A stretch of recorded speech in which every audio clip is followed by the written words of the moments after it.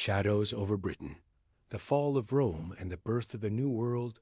Imagine standing on the cliffs of Dover, the sea wind biting at your face, and before you stretches a restless horizon of gray. The waves crash below, cold and endless, carrying whispers of an empire that once ruled the known world. The year is somewhere around 410 AD. The Romans have gone, their banners lowered, their legions recalled, their empire retreating westward into its own shadow. What they left behind was not a proud province of Britain, but a wounded land, staggering between memory and uncertainty. It's easy now to think of this moment as a fall, the end of civilization, the beginning of chaos. But for the people who lived through it, it wasn't a single collapse. It was a slow unraveling, one that crept through the fields, the villas, and the markets, as if the very fabric of their world had begun to loosen thread by thread. For centuries, Rome had been the heartbeat of Britain. The empire had brought its roads and aqueducts, its law and language, its coins stamped with the faces of emperors far away. Towns like Londinium, Verulamium, and Ebracum had grown under its watchful eye, bustling centers of trade, faith, and military power. But Rome's power, once as firm as stone, was crumbling. Barbarian invasions tore through its borders. The economy buckled under its own weight, and in the distant capital, emperors rose and fell faster than the seasons could change. When the Roman legions finally marched away from Britain, they didn't leave with ceremony or farewell. They simply vanished. And in their absence, silence descended, not the silence of peace, but of abandonment. The people left behind were not all Romans. Many were native Britons who had lived for generations under Roman rule. They had adopted Roman habits, Latin speech, stone houses, baths, and wine. Yet beneath that veneer lay something older, something wilder, the heartbeat of the Celts, the tribes that had called these lands home long before Caesar's ships ever touched its shores. When the empire faded, those ancient rhythms stirred again. The Roman towns began to empty, their marketplaces growing quiet, their forums turning to ruin. The great villas, once symbols of wealth and culture, became lonely shells surrounded by unkept fields. The old order was dying, and a new one had not yet been born. It is here, in this twilight between empires, that the so-called Dark Ages began. The term itself, coined centuries later, carries a kind of misunderstanding. It suggests a world plunged into ignorance and decay, a time when light was extinguished. But life did not simply stop, it transformed. The people of post-Roman Britain were forced to adapt to a world without Rome as protection or infrastructure.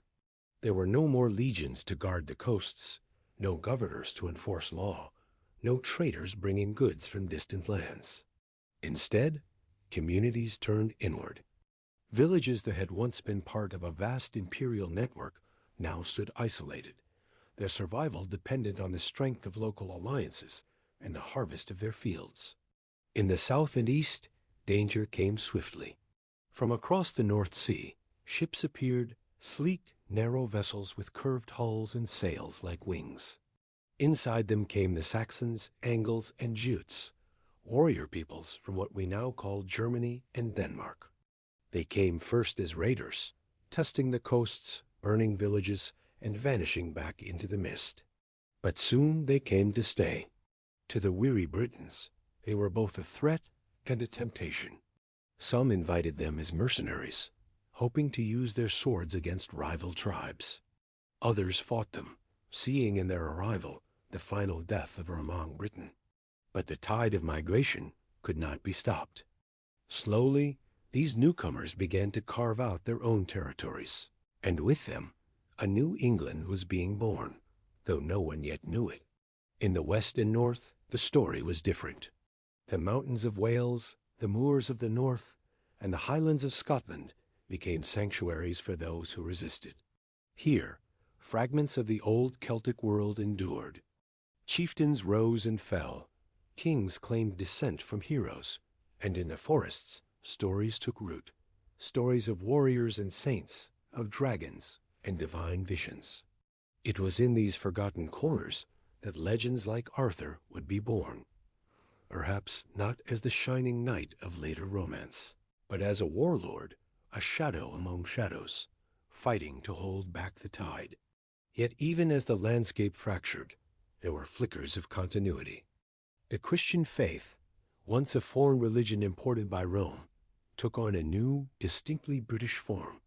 Small monasteries emerged, not as grand cathedrals, but as humble enclaves of prayer and learning. From these places, monks copied texts, preserved memory, and offered a fragile bridge between the old world and the new.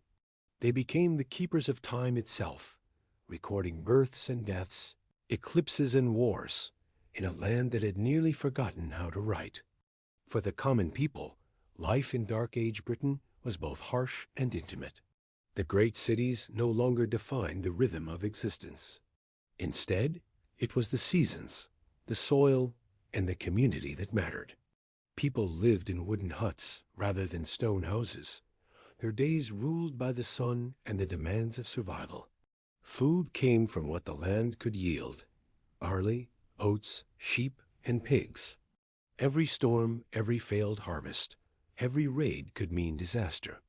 Yet there was a resilience in this simplicity, a quiet endurance that would outlast kings and conquerors alike.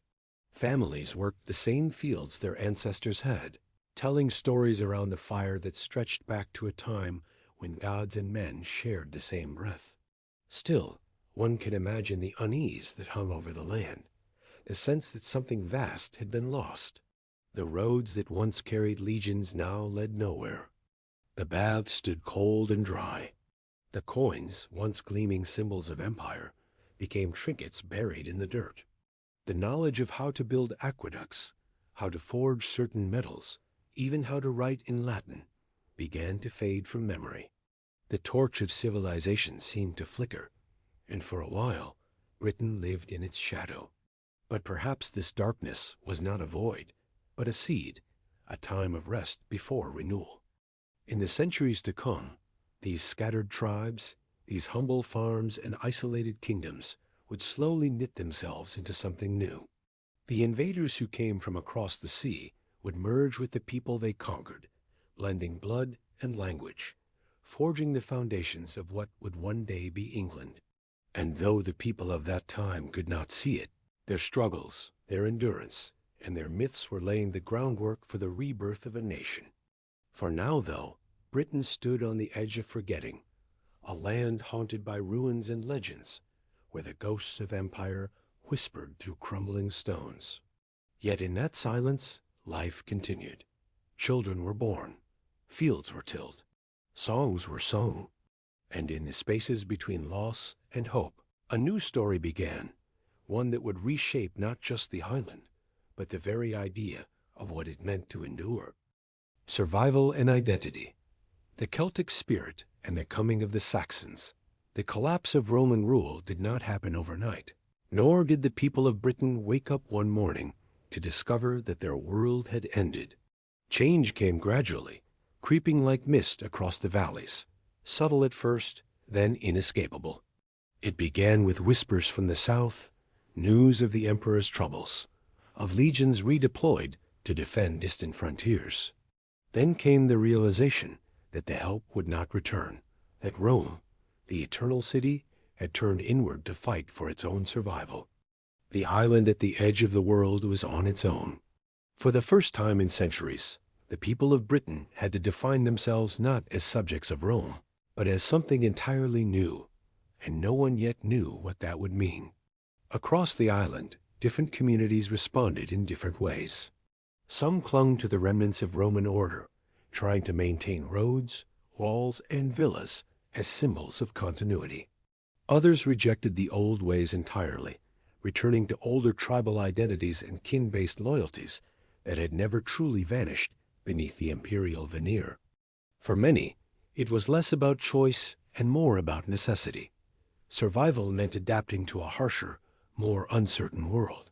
The luxuries of Roman life, imported wine, tiled floors, coin-based trade, began to disappear. In their place rose a barter economy, where goods were traded by need, and wealth was measured not in silver, but in livestock, land, and alliances. Power was no longer defined by one's as rank in a distant bureaucracy, but by one's ability to protect, feed, and command loyalty from those nearby. As the central authority vanished, Britain splintered into countless fragments. In the east, small warlords rose, each claiming dominion over a few villages, a stretch of road, or a fortified hilltop. In the west, older kingdoms began to take shape from the ashes of Roman administration.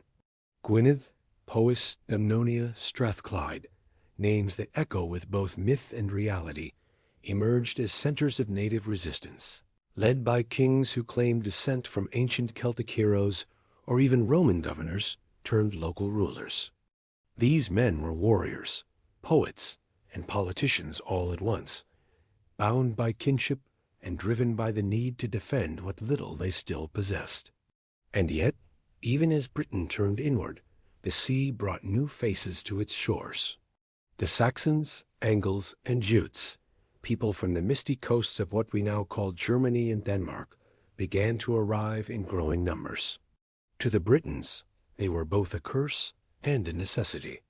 In the early years after Rome's departure, the Britons were desperate for allies against the northern Picts and Scots who raided their lands. They invited these Germanic warriors as foederati hired swords in exchange for land and food. For a time, it worked. The newcomers fought bravely, and their axes held the borders. But soon, they saw the weakness of the land they had come to serve. Why fight for others when you could fight for yourself? It is here that the chronicles tell their stories, of treachery, of betrayal, of blood.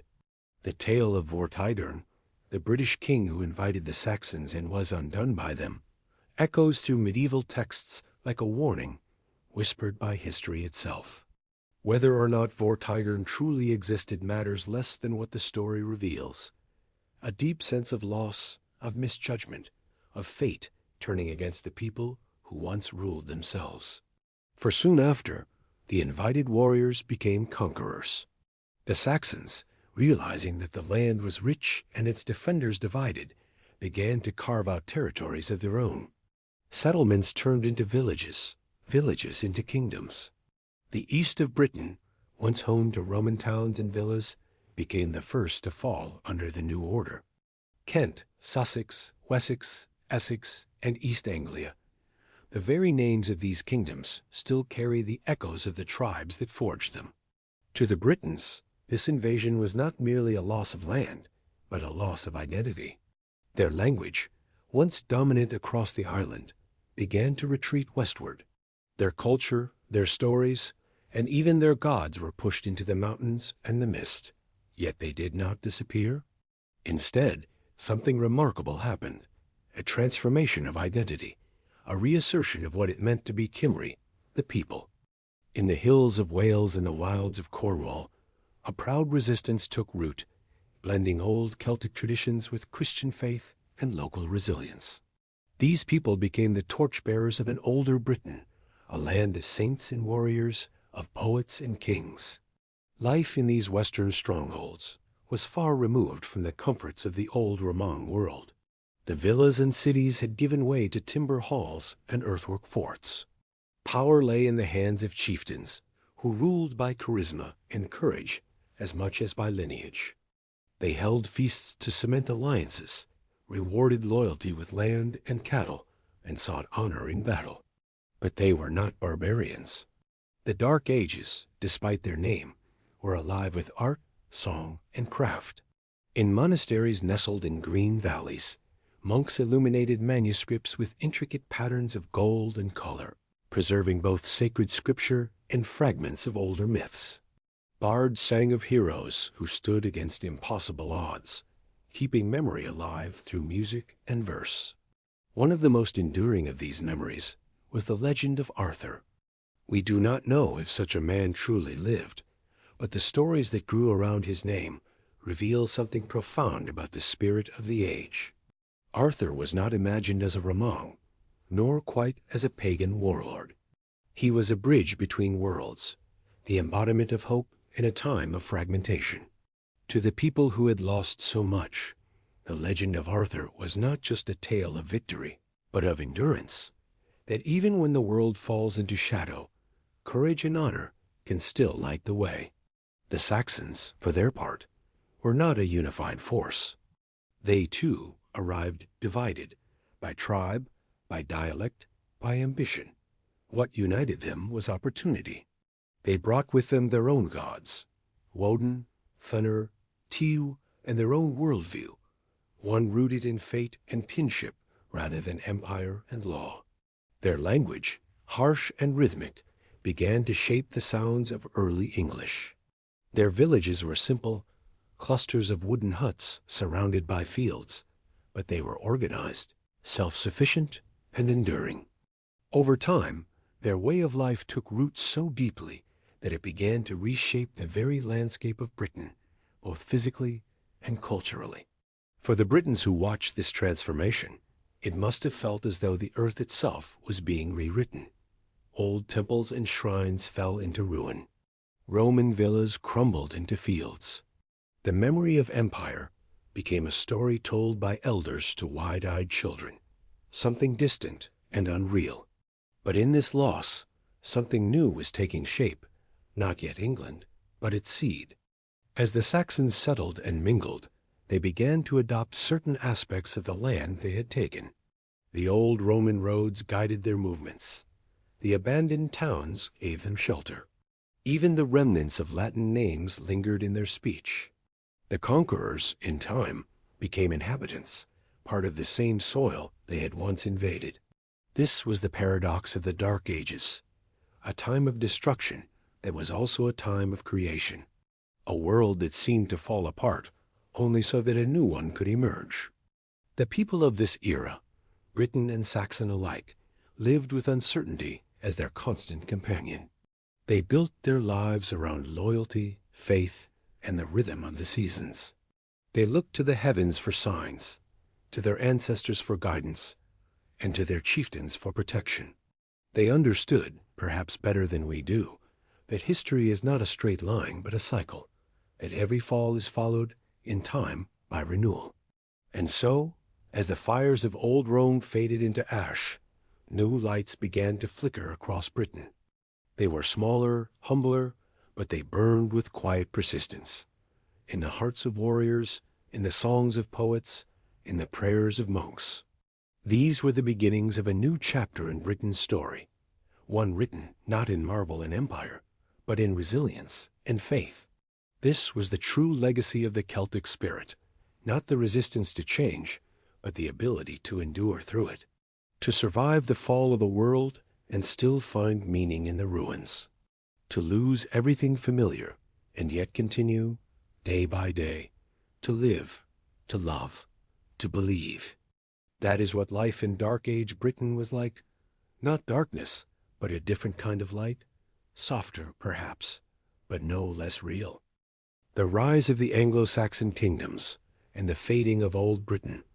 There comes a moment in every civilization, decline when the echoes of the past become fainter than the voices of the present. In post-Roman Britain, this transformation was not swift, nor was it entirely violent. It was, instead, a slow and almost imperceptible blending of worlds, a merging of identities that turned the island into something new. By the time a few generations had passed since Rome's departure, few could recall the feel of paved Roman roads beneath their sandals or the order of imperial governance. The great cities of the south and east lay half deserted, their villas overgrown with moss, their mosaics buried beneath earth and grass. In their place rose something humbler, but no less enduring, the age of the Anglo-Saxon kingdoms. It began in small, scattered settlements, wooden halls clustered beside rivers and fields, surrounded by simple fences of woven branches. Smoke curled from thatched roofs, carrying with it the scent of burning oak and the rhythm of daily life. These were not the marble monuments of empire, but living spaces of warmth, community, and kinship. Within those halls, beneath the soft glow of the hearth, stories were told, stories of gods and ancestors, of battles fought and victories won. And through those stories, a new identity was taking shape, one that belonged neither to Rome nor to the Celts, but to something uniquely English in its infancy. The Saxons, Angles, and Jutes, who had once arrived as mercenaries and invaders, were now settlers. They tilled the soil, raised their children, and buried their dead in this new homeland. At first, they called their territories by the names of their tribes, Sixna for the Saxons, Angla for the Angles. But as their villages expanded, as rival chieftains sought to unite lands under their banners, the idea of kingdoms began to form. Kent, the first to emerge, flourished along the southeastern coast, its rulers drawing power from trade routes that linked them to the continent. Sussex, Essex, and Wessex followed, each growing around the strength of a single leader, a Sinning, a king, who ruled not by divine right, but by the strength of his sword and the loyalty of his men. Yet these early kingdoms were not unified nations as we know them today. They were fragile alliances of families and warriors, built on trust and maintained through constant vigilance. Raids, feuds, and shifting loyalties were as common as harvests. Still, amidst this chaos, something profound was happening: the birth of a new political order. The old Roman way of centralized authority was gone. In its place came a web of oaths and obligations. Kings offered protection. In return, their warriors swore allegiance. It was a society bound by personal honor rather than imperial decree, and though it seemed primitive, it carried within it the seeds of England's future, a society built not on stone, but on trust. Meanwhile, in the West, the Britons held firm to their dwindling lands. The mountains of Wales and the moors of Cornwall became sanctuaries for a people whose ancestors had once ruled the island. There, the remnants of Roman literacy and Christian learning found refuge. Monasteries rose where once Roman villas had stood, their walls echoing with chants and the scratch of quills upon parchment. It was within these isolated strongholds that much of Britain's memory survived, the stories of saints and kings, of battles lost and won, of faith tested and renewed. The monks of Iona, Bangor, and Llancarfan became keepers of the flame, preserving the wisdom of the old world even as the new one grew around them. For the Anglo-Saxons, the concept of writing was alien at first. Their stories lived in the mouths of poets, the shops, who carried the history of their people in song. Around the flickering hearth, they would sing of heroes like Beowulf, who faced monsters in dark waters and sought glory in the shadow of death. These tales, though mythic, reflected the values of the age: courage, loyalty, fate, and the belief that one's name could outlast one's life. Honor was not a concept written in law. It was lived in action, tested in battle, and remembered in verse. In this way, culture itself became a kind of immortality, a way for people to make sense of a world that was constantly shifting beneath their feet. Trade, too, began to stir anew. The English Channel, once a frontier, became a bridge once more. Ships crossed from Francia and the Low Countries, carrying glass, wine, and fine cloth. In return, Britain offered slaves, wool, and metalwork. Markets began to reappear along the coasts, where merchants haggled in a blend of tongues: Latin, Celtic, and the emerging sounds of Old English. This growing commerce brought not only wealth, but also ideas. It was through these channels that Christianity, which had survived in the western fringes, began to find its way back into the hearts of the Anglo-Saxons. The missionaries came quietly at first. They did not arrive with legions or banners, but with words and faith. Augustine of Canterbury, sent by Pope Gregory the Great in the late 6th century, landed in Kent and began his mission to convert its king, Ethelbert. The story goes that Gregory, upon seeing fair-haired Anglo children in a Roman market, remarked that they were Not angles, but angels. Whether true or not, the sentiment reveals the fascination the old world had with these new islanders, fierce in battle, yet capable of grace. Ethelbert's conversion marked a turning point. It was not merely a change of religion, but a reconnection with the wider world. Churches were built where temples once stood, and the written word began to take root once again.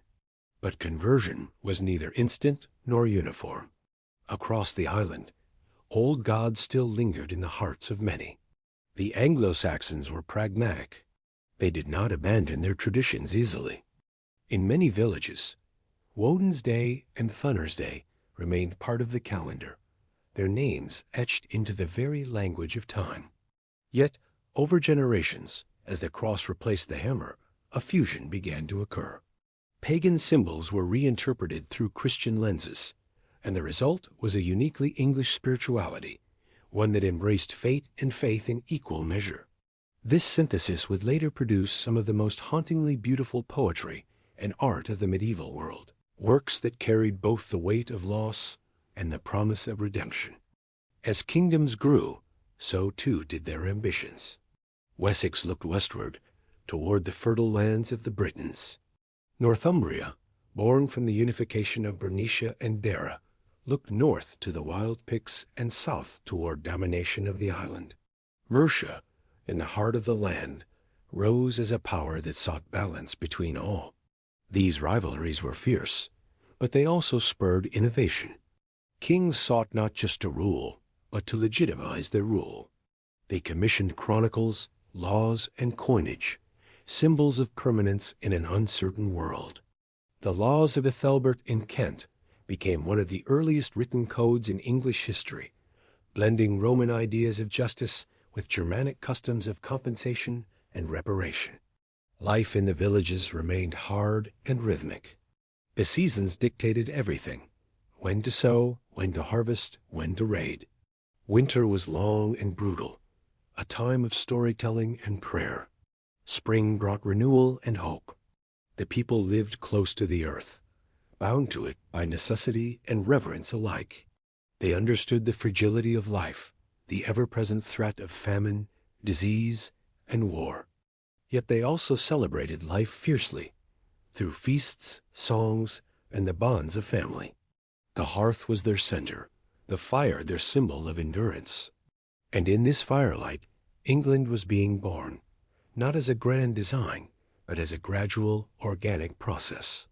Out of the chaos of migration and conquest, a new culture was taking shape, one that blended the strength of the Saxons with the endurance of the Britons, the wisdom of Rome with the mysticism of the Celts. The land itself bore witness to this evolution. Roman stones repurposed for Saxon churches, Celtic crosses carved with interlacing Germanic knots, Latin prayers whispered in accents that would one day become English. By the dawn of the 7th century, the outlines of a new island order had emerged. The old world was fading, its ruins swallowed by earth and memory. But from its remains rose something that would endure for centuries. A people learning to define themselves not by what they had lost, but by what they could build. This was no longer the Britain of Rome, nor even the Britain of Arthurian legend. It was something rawer, humbler, and yet, in its quiet resilience, infinitely powerful. The story of how scattered tribes became kingdoms, and kingdoms became England, had begun. A story forged in faith, fire, and the unyielding will of those who refused to vanish into history's shadows. The age of saints and scholars. Rebirth through faith, by the 7th century, Britain had settled into a new rhythm, one both fragile and resilient, uncertain yet filled with quiet renewal. The chaos of conquest had begun to calm, the clang of swords giving way to the sound of church bells echoing across misty valleys and green hills. The people who once worshipped under open skies now gathered within wooden chapels, their songs rising like smoke toward heaven. And though the age was still shadowed by war and hardship, it was also becoming something more, an age of saints and scholars, of quiet revolutions not fought with steel, but with spirit and ink. It is easy to imagine this transformation as sudden, a clean break from the pagan world into the Christian one. But history seldom works that way. Change came slowly, almost imperceptibly, like dawn creeping over the hills. The old gods did not disappear overnight. Their names lingered on the lips of farmers, whispered in the fields and forests. They were not so much destroyed as absorbed, their power reshaped into symbols that fit a new faith. The same sacred wells and groves once dedicated to Woden or Funner became holy sites for Christian saints. The festivals of the seasons, the solstices, the harvest feasts were woven into the calendar of the church. The people did not abandon their past. They simply transformed it. And in doing so, they created something uniquely English, a faith that blended the earthiness of the old world with the transcendence of the new. Nowhere was this fusion more evident than in the monastic communities that began to rise across the island. To the casual eye, these were quiet places, clusters of wooden huts or stone cells, surrounded by fields and water. But within their walls, something extraordinary was happening. The monasteries became centers of light in a world still recovering from darkness. Here, men and women withdrew from the turmoil of kings and battles to dedicate their lives to prayer, study, and the written word. They rose before dawn to chant psalms in cold, echoing chapels, their breath visible in the morning chill. They spent their days copying sacred texts by hand, each letter a meditation, each word a testament to endurance. In their labor, they preserved not only the word of God, but also the memory of an entire civilization. Lindisfarne, Iona, Whitby, Canterbury, these were not just names on a map, but living symbols of rebirth. On the island of Iona, founded by the Irish monk Columba, a small community of monks created a spiritual powerhouse whose influence reached deep into the heart of Britain. From this windswept rock off the coast of Scotland came missionaries who would carry Christianity to the fiercest of the Anglo-Saxon kingdoms. They came not as conquerors, but as wanderers and teachers, traveling barefoot through forests and across mountains, speaking of peace and salvation to a people who understood only war and survival. Their courage was quiet, but no less heroic than that of the warriors who once charged into battle with shields raised and swords drawn. Among these missionaries was a man named Aidan, who founded the monastery of Lindisfarne on the northeast coast of England. From there, he and his brothers spread the gospel among the Northumbrians, winning converts not through threats or political pressure, but through compassion and humility. Aidan was known to walk from village to village, speaking gently to the poor and feeding the hungry, his faith shining brighter than any crown. In time, his work bore fruit, and Northumbria, once a land of warring tribes, became one of the most devout and learned regions in Europe. Under kings like Oswald and Oswiu, faith became not just a personal conviction, but a foundation for unity, a shared purpose that transcended bloodlines and borders. The church brought more than religion. It brought literacy, art, and a renewed sense of history. The monks who filled the scriptoria of monasteries were not merely copying holy texts. They were creating masterpieces of beauty and devotion. The Lindisfarne Gospels, with their intricate designs of intertwining beasts and luminous colors, remain among the most breathtaking works of the age. Each page was a prayer, each stroke of ink a bridge between heaven and earth. These illuminated manuscripts reflected the fusion of cultures that defined Britain at the time. Celtic patterns entwined with Germanic symbols, Christian imagery infused with pagan vitality. Through their art, the monks expressed a world where opposites could coexist, where faith could embrace the past without fear of corruption. And yet, the rise of faith did not mean the end of conflict. Even as monasteries flourished, the kingdoms of England continued to vie for power. Faith and politics were deeply intertwined. Kings sought the church's blessing to legitimize their rule, while bishops and abbots advised rulers and sometimes acted as power brokers themselves. Conversion often followed conquest. When a king accepted baptism, His nobles and subjects followed, sometimes willingly, sometimes out of duty.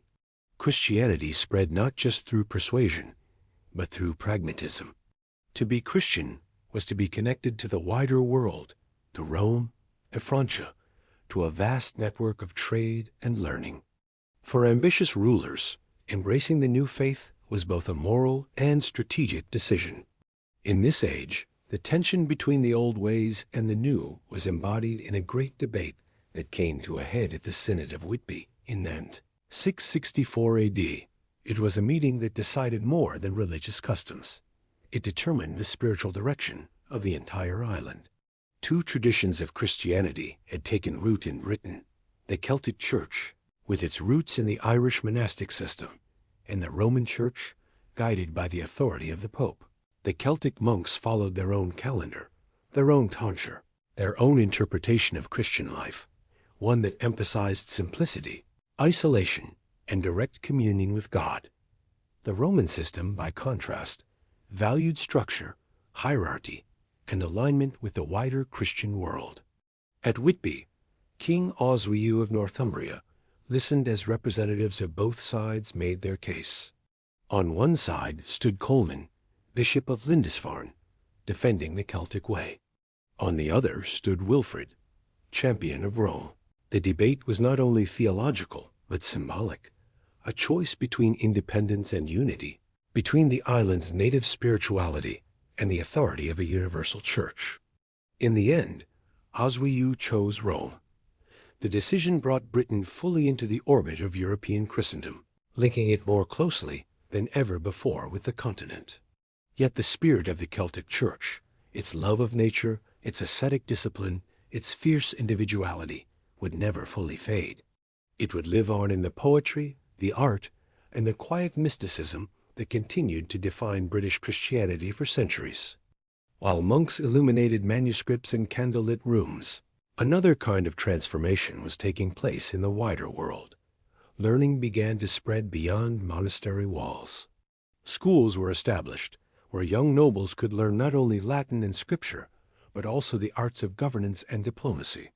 The Church became the custodian of knowledge, preserving fragments of Roman science, philosophy, and literature. To the people of the Dark Ages, this was not an age of ignorance. It was an age of rebuilding, of piecing together the fragments of a broken civilization and giving them new meaning. It was in this period that figures like Bede emerged, scholars whose work would define how later generations understood early Britain. Bede, a monk of Jarrow, lived a life of quiet study, rarely venturing beyond his monastery. Yet through his writings, he gave Britain its first great history. His ecclesiastical history of the English people was more than a chronicle. It was an attempt to make sense of a fractured past, to weave together the stories of kingdoms, saints, and kings into a single tapestry. For Bede, history was not just a record of events, but a reflection of divine purpose, the story of how God shaped a land and its people. His vision of England as a united Christian nation was prophetic, foreshadowing a unity that would not be achieved for centuries. The monasteries were not just centers of religion and learning.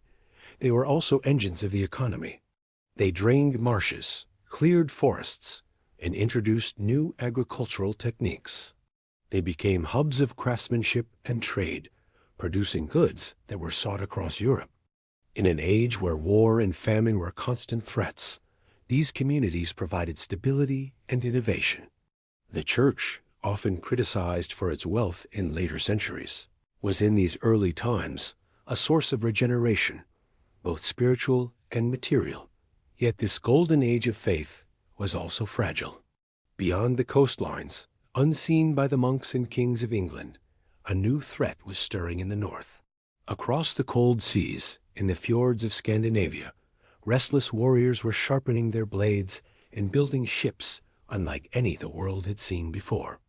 Within a century, their long, sleek vessels would appear on English shores, bringing with them a storm that would test everything the island had built, its kingdoms, its faith, and its very sense of identity. For now, though, in the quiet before that storm, Britain shone with a new kind of light. It was not the imperial glow of Rome, nor the wildfire of conquest, but a gentler illumination, the glow of candles in monastic windows, the shimmer of gold leaf on sacred pages, the glint of dawn on a cross, standing alone on a hill. It was a light born, not of power, but of endurance, the faith of a people who had found meaning in survival, who had learned that rebirth often begins in silence. This was the age of saints and scholars, an age when words, not swords, began to shape destiny. And though the world beyond was changing once again, the lessons of this age, of devotion, resilience, and the pursuit of wisdom, would echo through the centuries, long after the stones of those monasteries had crumbled into dust. The coming of the Northmen. When the seas turn to fire, history rarely gives warning before it changes forever. Sometimes it shifts quietly, through a slow accumulation of choices and beliefs. But sometimes it arrives with fire.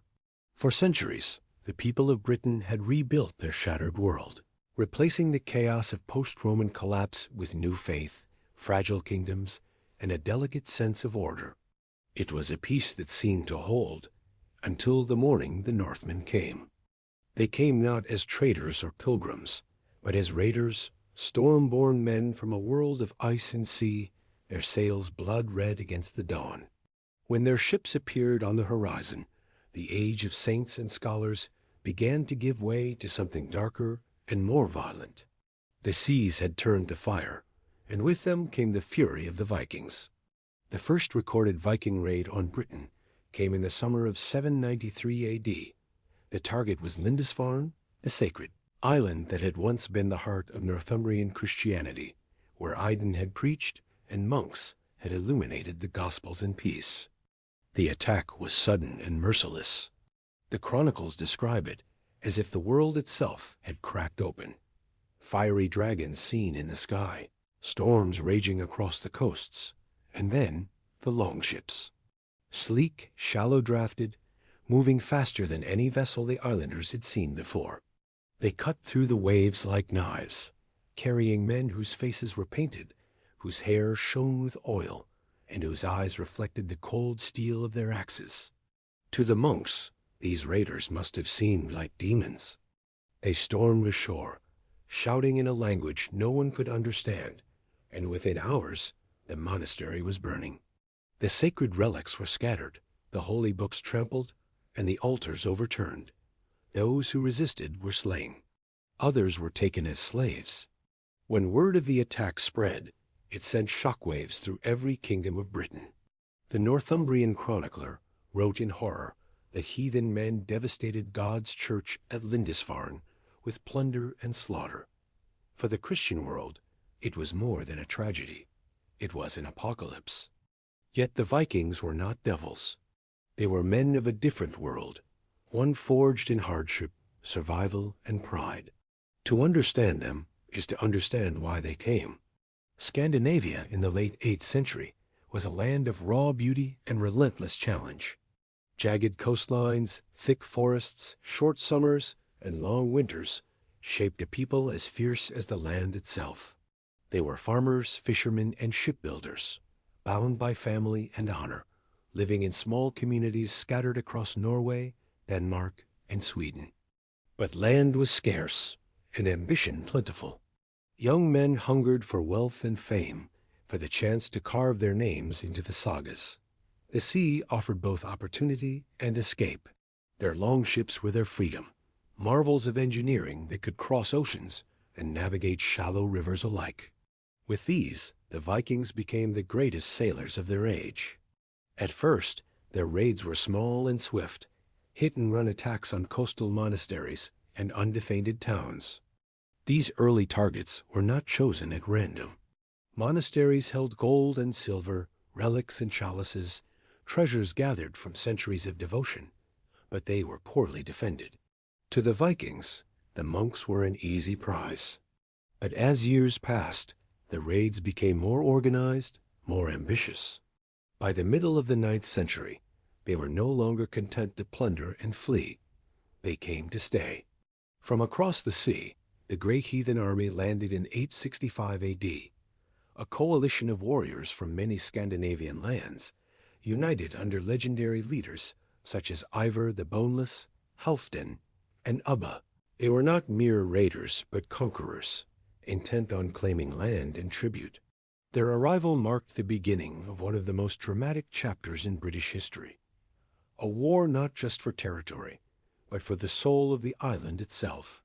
The Anglo-Saxon kingdoms, Northumbria, Mercia, East Anglia, and Wessex, were powerful but divided. Each had its own kings, rivalries, and ambitions. Against such disunity, the Vikings found opportunity.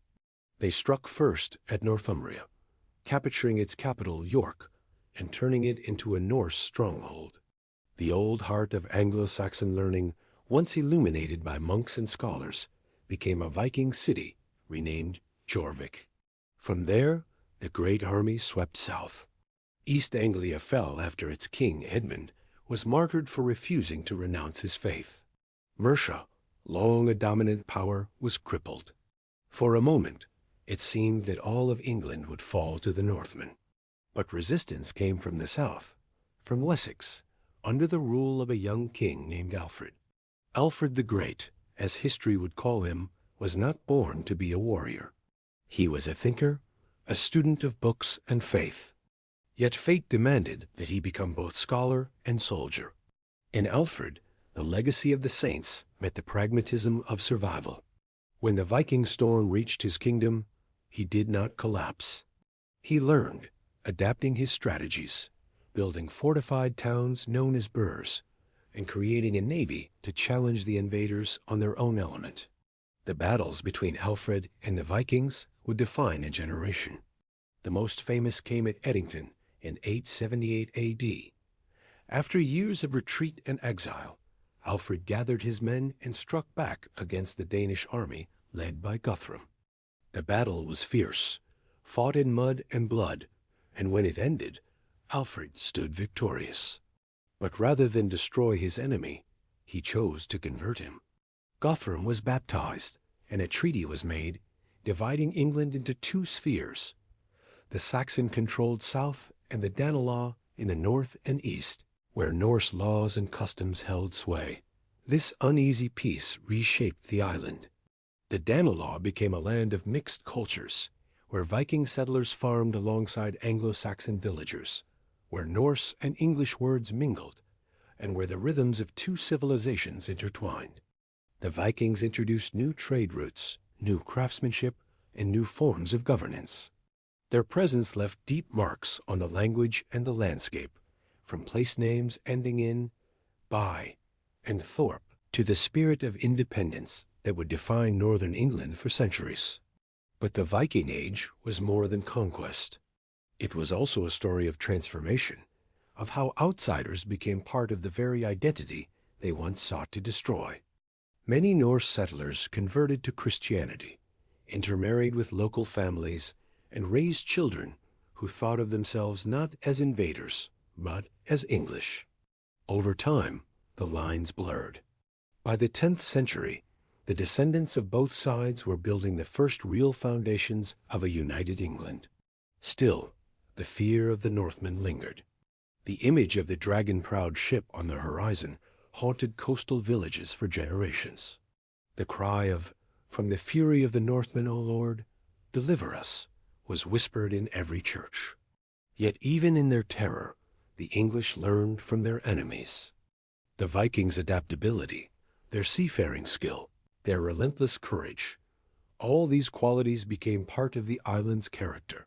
Britain's future as a maritime power began here, born from both conflict and imitation. For the Vikings, too, Britain became a proving ground, a place where their raw energy met a more structured civilization. Their raids evolved into settlements. Their legends found new homes. In time, the Norse rulers themselves began to see England not just as a place to plunder, but as a kingdom worth ruling. The dream of empire flickered even among the sea kings. In the early 11th century, it would be realized when Canute the Great, a Danish prince, ascended the English throne and forged a North Sea empire that stretched from England to Norway. His reign would be one of stability and strange harmony, a moment when the conqueror and the conquered found balance. But that peace was still far in the future. In the 9th century, Britain was a land of war and fear, where coastal towns burned and churches were abandoned. Yet beneath the ashes, something enduring was forming, a resilience born of constant challenge. The Anglo-Saxons, once divided, began to see themselves as one people, united not just by blood, but by destiny. The Vikings, once outsiders, became part of that destiny. And when the flames finally dimmed, the England that emerged was harder, wiser, and infinitely more complex. Its identity had been forged, not in the silence of monasteries, nor in the halls of kings, but in the crucible of survival. As the 10th century dawned, the scars of invasion were everywhere, in ruined abbeys, in place names, in the mingling of bloodlines. But so too was renewal. Markets bustled again. Towns rebuilt. The old kingdoms, weakened by war, began to fuse into something greater. Out of the chaos of Viking conquest came the idea of a single England, a realm that could stand united against both foreign enemies and the chaos of its own past. In the quiet aftermath of centuries of fire, this was perhaps the Vikings' greatest legacy. For though they came as destroyers, they left as founders of a new order, one that would shape not only Britain as destiny, but the world as. The coming of the Northmen. When the seas turn to fire, history rarely gives warning before it changes forever. Sometimes it shifts quietly, through a slow accumulation of choices and beliefs. But sometimes it arrives with fire. For centuries, the people of Britain had rebuilt their shattered world, replacing the chaos of post-Roman collapse with new faith, fragile kingdoms, and a delicate sense of order. It was a peace that seemed to hold, until the morning the Northmen came. They came not as traders or pilgrims, but as raiders, storm-born men from a world of ice and sea, their sails blood-red against the dawn. When their ships appeared on the horizon, the age of saints and scholars began to give way to something darker and more violent. The seas had turned to fire, and with them came the fury of the Vikings. The first recorded Viking raid on Britain came in the summer of 793 A.D. The target was Lindisfarne, a sacred island that had once been the heart of Northumbrian Christianity, where Aidan had preached and monks had illuminated the Gospels in peace. The attack was sudden and merciless. The chronicles describe it as if the world itself had cracked open. Fiery dragons seen in the sky, storms raging across the coasts, and then the longships. Sleek, shallow-drafted, moving faster than any vessel the islanders had seen before. They cut through the waves like knives, carrying men whose faces were painted, whose hair shone with oil, and whose eyes reflected the cold steel of their axes. To the monks, these raiders must have seemed like demons. They stormed ashore, shouting in a language no one could understand, and within hours the monastery was burning. The sacred relics were scattered, the holy books trampled, and the altars overturned. Those who resisted were slain. Others were taken as slaves. When word of the attack spread, it sent shockwaves through every kingdom of Britain. The Northumbrian chronicler wrote in horror that heathen men devastated God's church at Lindisfarne with plunder and slaughter. For the Christian world, it was more than a tragedy. It was an apocalypse. Yet the Vikings were not devils. They were men of a different world, one forged in hardship, survival, and pride. To understand them is to understand why they came. Scandinavia in the late 8th century was a land of raw beauty and relentless challenge. Jagged coastlines, thick forests, short summers, and long winters shaped a people as fierce as the land itself. They were farmers, fishermen, and shipbuilders, bound by family and honor, living in small communities scattered across Norway, Denmark, and Sweden. But land was scarce, and ambition plentiful. Young men hungered for wealth and fame, for the chance to carve their names into the sagas. The sea offered both opportunity and escape. Their longships were their freedom, marvels of engineering that could cross oceans and navigate shallow rivers alike. With these, the Vikings became the greatest sailors of their age. At first, their raids were small and swift, hit-and-run attacks on coastal monasteries and undefended towns. These early targets were not chosen at random. Monasteries held gold and silver, relics and chalices, treasures gathered from centuries of devotion, but they were poorly defended. To the Vikings, the monks were an easy prize. But as years passed, the raids became more organized, more ambitious. By the middle of the 9th century, they were no longer content to plunder and flee. They came to stay. From across the sea, the great heathen army landed in 865 A.D. A coalition of warriors from many Scandinavian lands, united under legendary leaders such as Ivar the Boneless, Halfdan, and Ubba. They were not mere raiders, but conquerors, intent on claiming land and tribute. Their arrival marked the beginning of one of the most dramatic chapters in British history. A war not just for territory, but for the soul of the island itself. The Anglo-Saxon kingdoms, Northumbria, Mercia, East Anglia, and Wessex, were powerful but divided. Each had its own kings, rivalries, and ambitions. Against such disunity, the Vikings found opportunity. They struck first at Northumbria, capturing its capital, York, and turning it into a Norse stronghold. The old heart of Anglo-Saxon learning, once illuminated by monks and scholars, became a Viking city renamed Jorvik.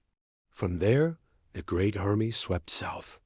East Anglia fell after its king, Edmund, was martyred for refusing to renounce his faith. Mercia, long a dominant power, was crippled. For a moment, it seemed that all of England would fall to the Northmen. But resistance came from the south, from Wessex, under the rule of a young king named Alfred.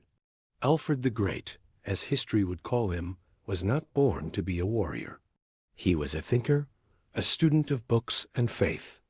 Yet fate demanded that he become both scholar and soldier. In Alfred, the legacy of the saints met the pragmatism of survival. When the Viking storm reached his kingdom, he did not collapse. He learned, adapting his strategies, building fortified towns known as burhs, and creating a navy to challenge the invaders on their own element. The battles between Alfred and the Vikings would define a generation. The most famous came at Edington in 878 A.D. After years of retreat and exile, Alfred gathered his men and struck back against the Danish army led by Guthrum. The battle was fierce, fought in mud and blood, and when it ended, Alfred stood victorious. But rather than destroy his enemy, he chose to convert him. Guthrum was baptized, and a treaty was made, dividing England into two spheres, the Saxon-controlled south and the Danelaw in the north and east, where Norse laws and customs held sway. This uneasy peace reshaped the island. The Danelaw became a land of mixed cultures, where Viking settlers farmed alongside Anglo-Saxon villagers, where Norse and English words mingled, and where the rhythms of two civilizations intertwined. The Vikings introduced new trade routes, new craftsmanship, and new forms of governance. Their presence left deep marks on the language and the landscape, from place names ending in by and thorpe to the spirit of independence that would define northern England for centuries. But the Viking Age was more than conquest.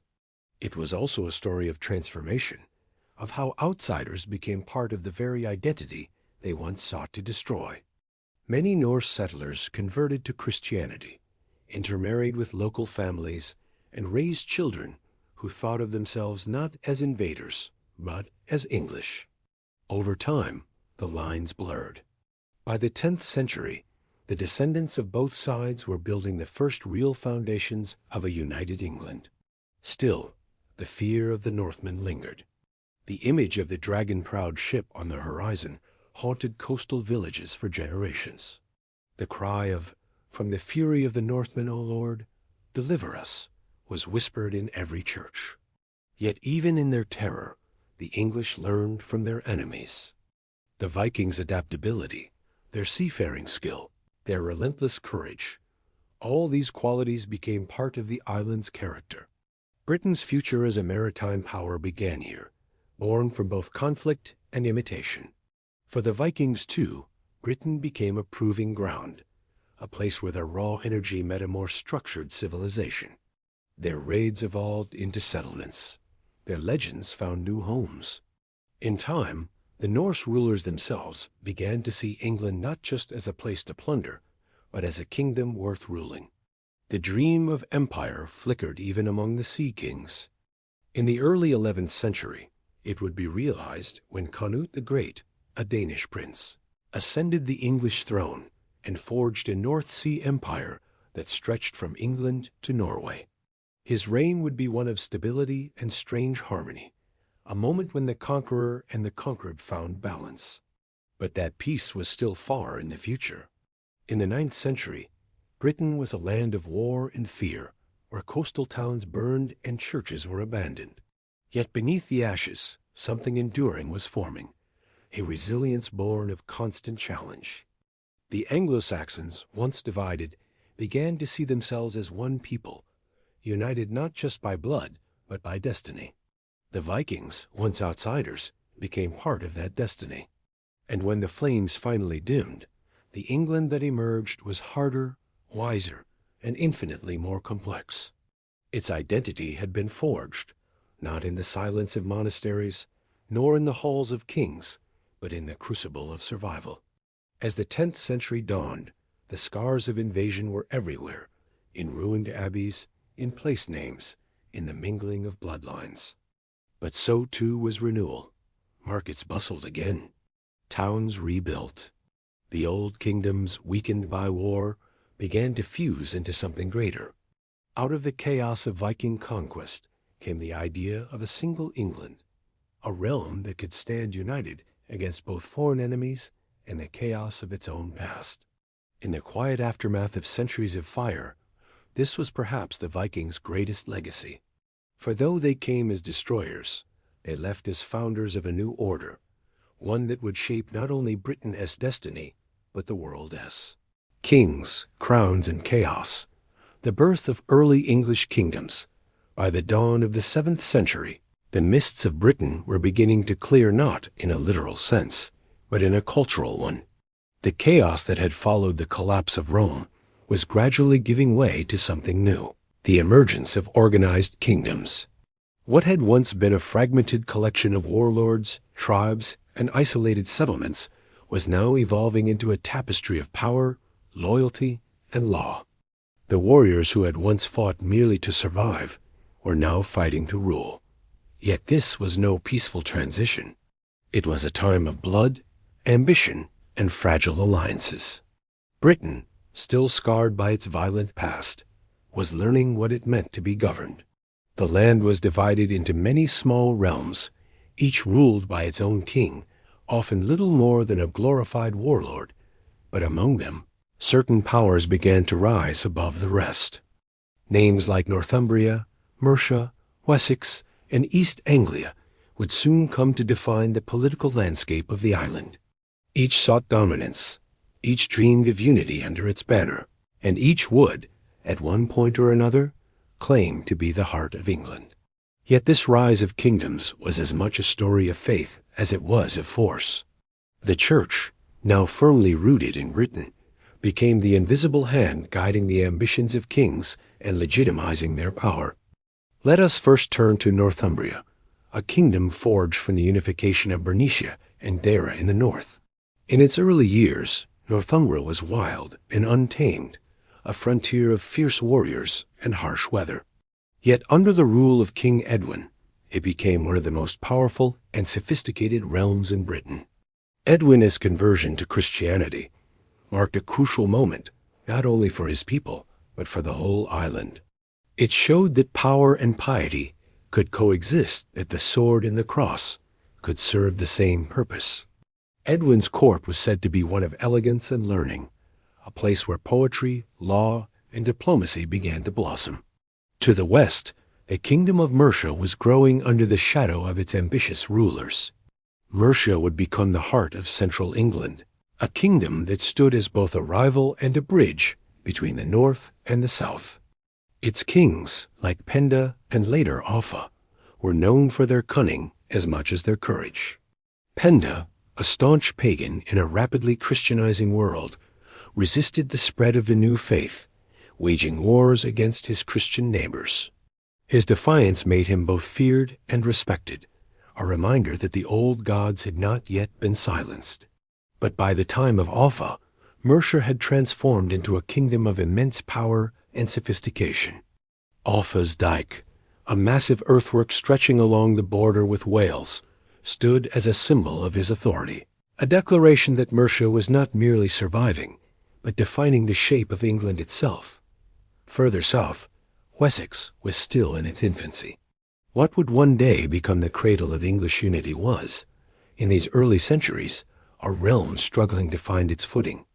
Yet Wessex possessed something the others did not: a strategic position, shielded by natural boundaries, fertile lands, and an enduring resilience among its people. The seeds of future greatness were already there, waiting for the right ruler to bring them to life. What made these kingdoms more than mere territories was their growing sense of identity. The kings who ruled them were no longer just tribal chieftains. They were beginning to think of themselves as part of something larger, a shared culture, a shared language, and a shared destiny. The Old English tongue, once fractured into local dialects, began to take shape as a unifying language of law and literature. The chronicles written by monks and scholars gave these kingdoms a shared history, blending myth with reality to create the foundation of what would become a national story. And yet, beneath this slow emergence of order, chaos always lingered. Alliances were fragile, often sealed by marriage or convenience, and just as quickly shattered by betrayal or ambition. Kings were seldom secure on their thrones. A single failed harvest, a rebellion, or a foreign raid could undo years of effort. The people who lived under these rulers knew that peace was always temporary. The constant shifting of borders, loyalties, and fortunes was the rhythm of life. It was during this turbulent time that the church's influence deepened. Kings began to see the wisdom in aligning themselves with spiritual power. Being anointed by the church gave their rule divine legitimacy. It made rebellion not only treasonous, but sinful. The clergy became royal advisors, scribes, and record keepers, introducing the written word into the administration of government. Laws were codified, taxes organized, and diplomacy conducted through letters and councils rather than swords alone. In this sense, Britain's political birth was also its intellectual awakening. Still, for the ordinary people, life remained grounded in the earth. While kings schemed and priests preached, farmers worked from dawn until dusk, shaping the land that sustained them. Villages clustered around the manors of local lords, forming the earliest signs of a feudal society. Every man owed service to another, bound by oaths and duties that tied the lowest peasant to the highest throne. In this web of loyalty and obligation, the foundations of medieval England were quietly taking shape. And as each kingdom rose and fell, something remarkable was happening beneath the violence. The idea of England was being born. No one could see it yet, but the wars that tore these realms apart were also forging a shared identity. The kings of Wessex, Mercia, and Northumbria would fight for dominance, but through their struggle, the concept of a single English people was slowly emerging. The idea that one day this fractured land might stand united under a single crown was not yet a dream, but it was becoming possible. The monasteries, too, played their part in this shaping of identity. They became centers not just of prayer, but of culture and learning. In Northumbria, the monastery of Lindisfarne shone like a beacon of civilization.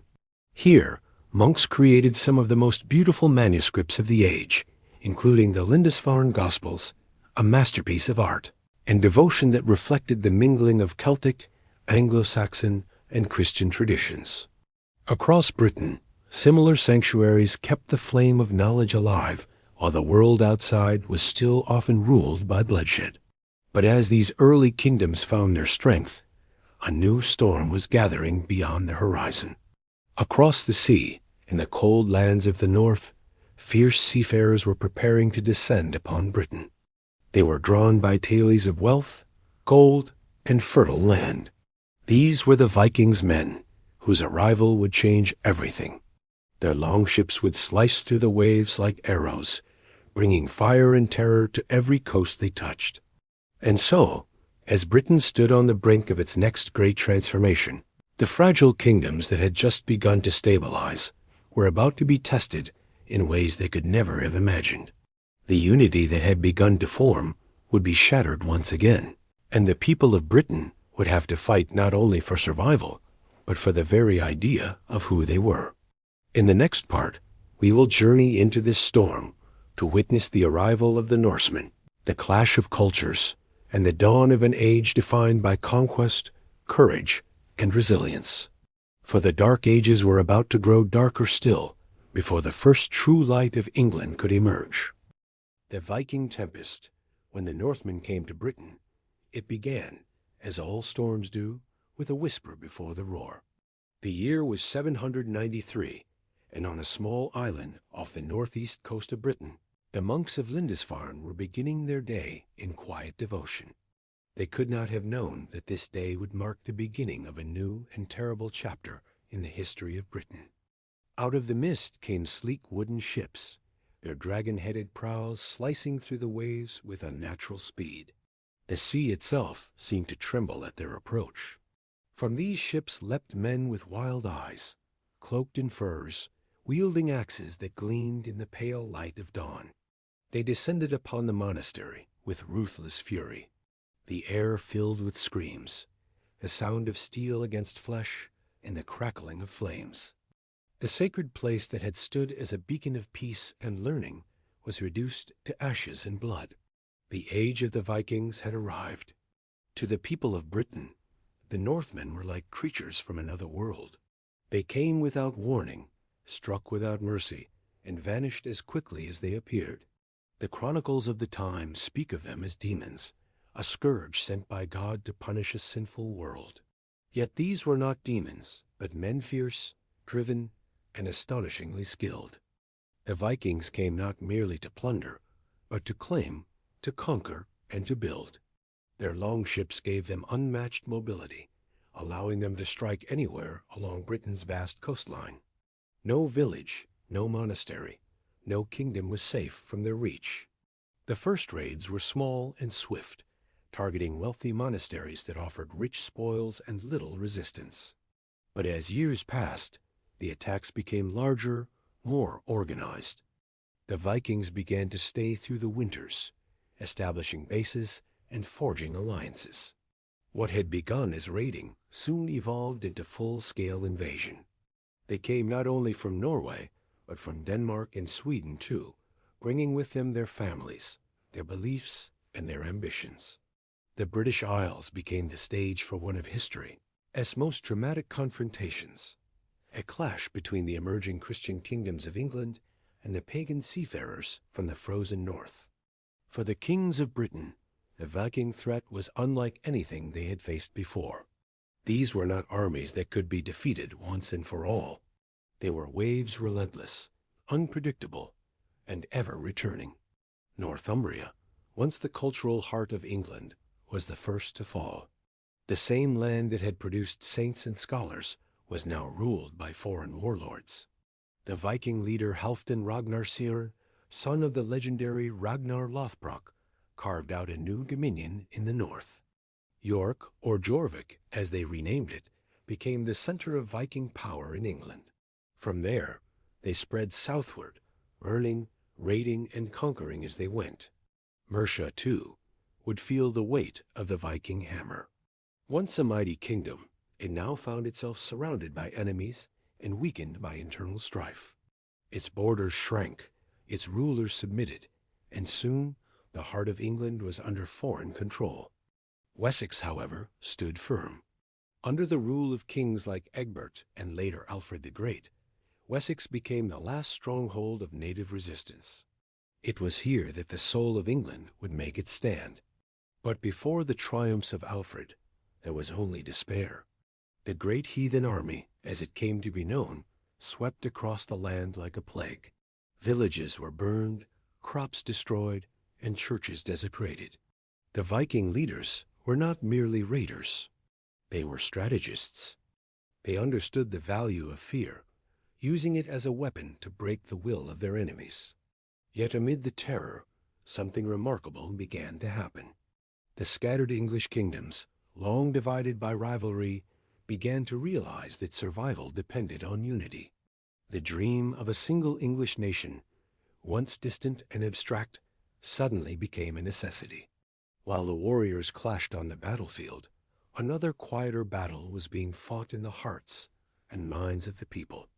The Vikings brought with them a rich and complex culture, one that both terrified and fascinated the English. They believed in gods like Odin, Thor, and Freya, deities of war, wisdom, and fertility. Their sagas spoke of honor, vengeance, and destiny values that resonated deeply even among their enemies. Over time, as the Vikings settled and intermarried, their influence began to weave itself into the fabric of English life.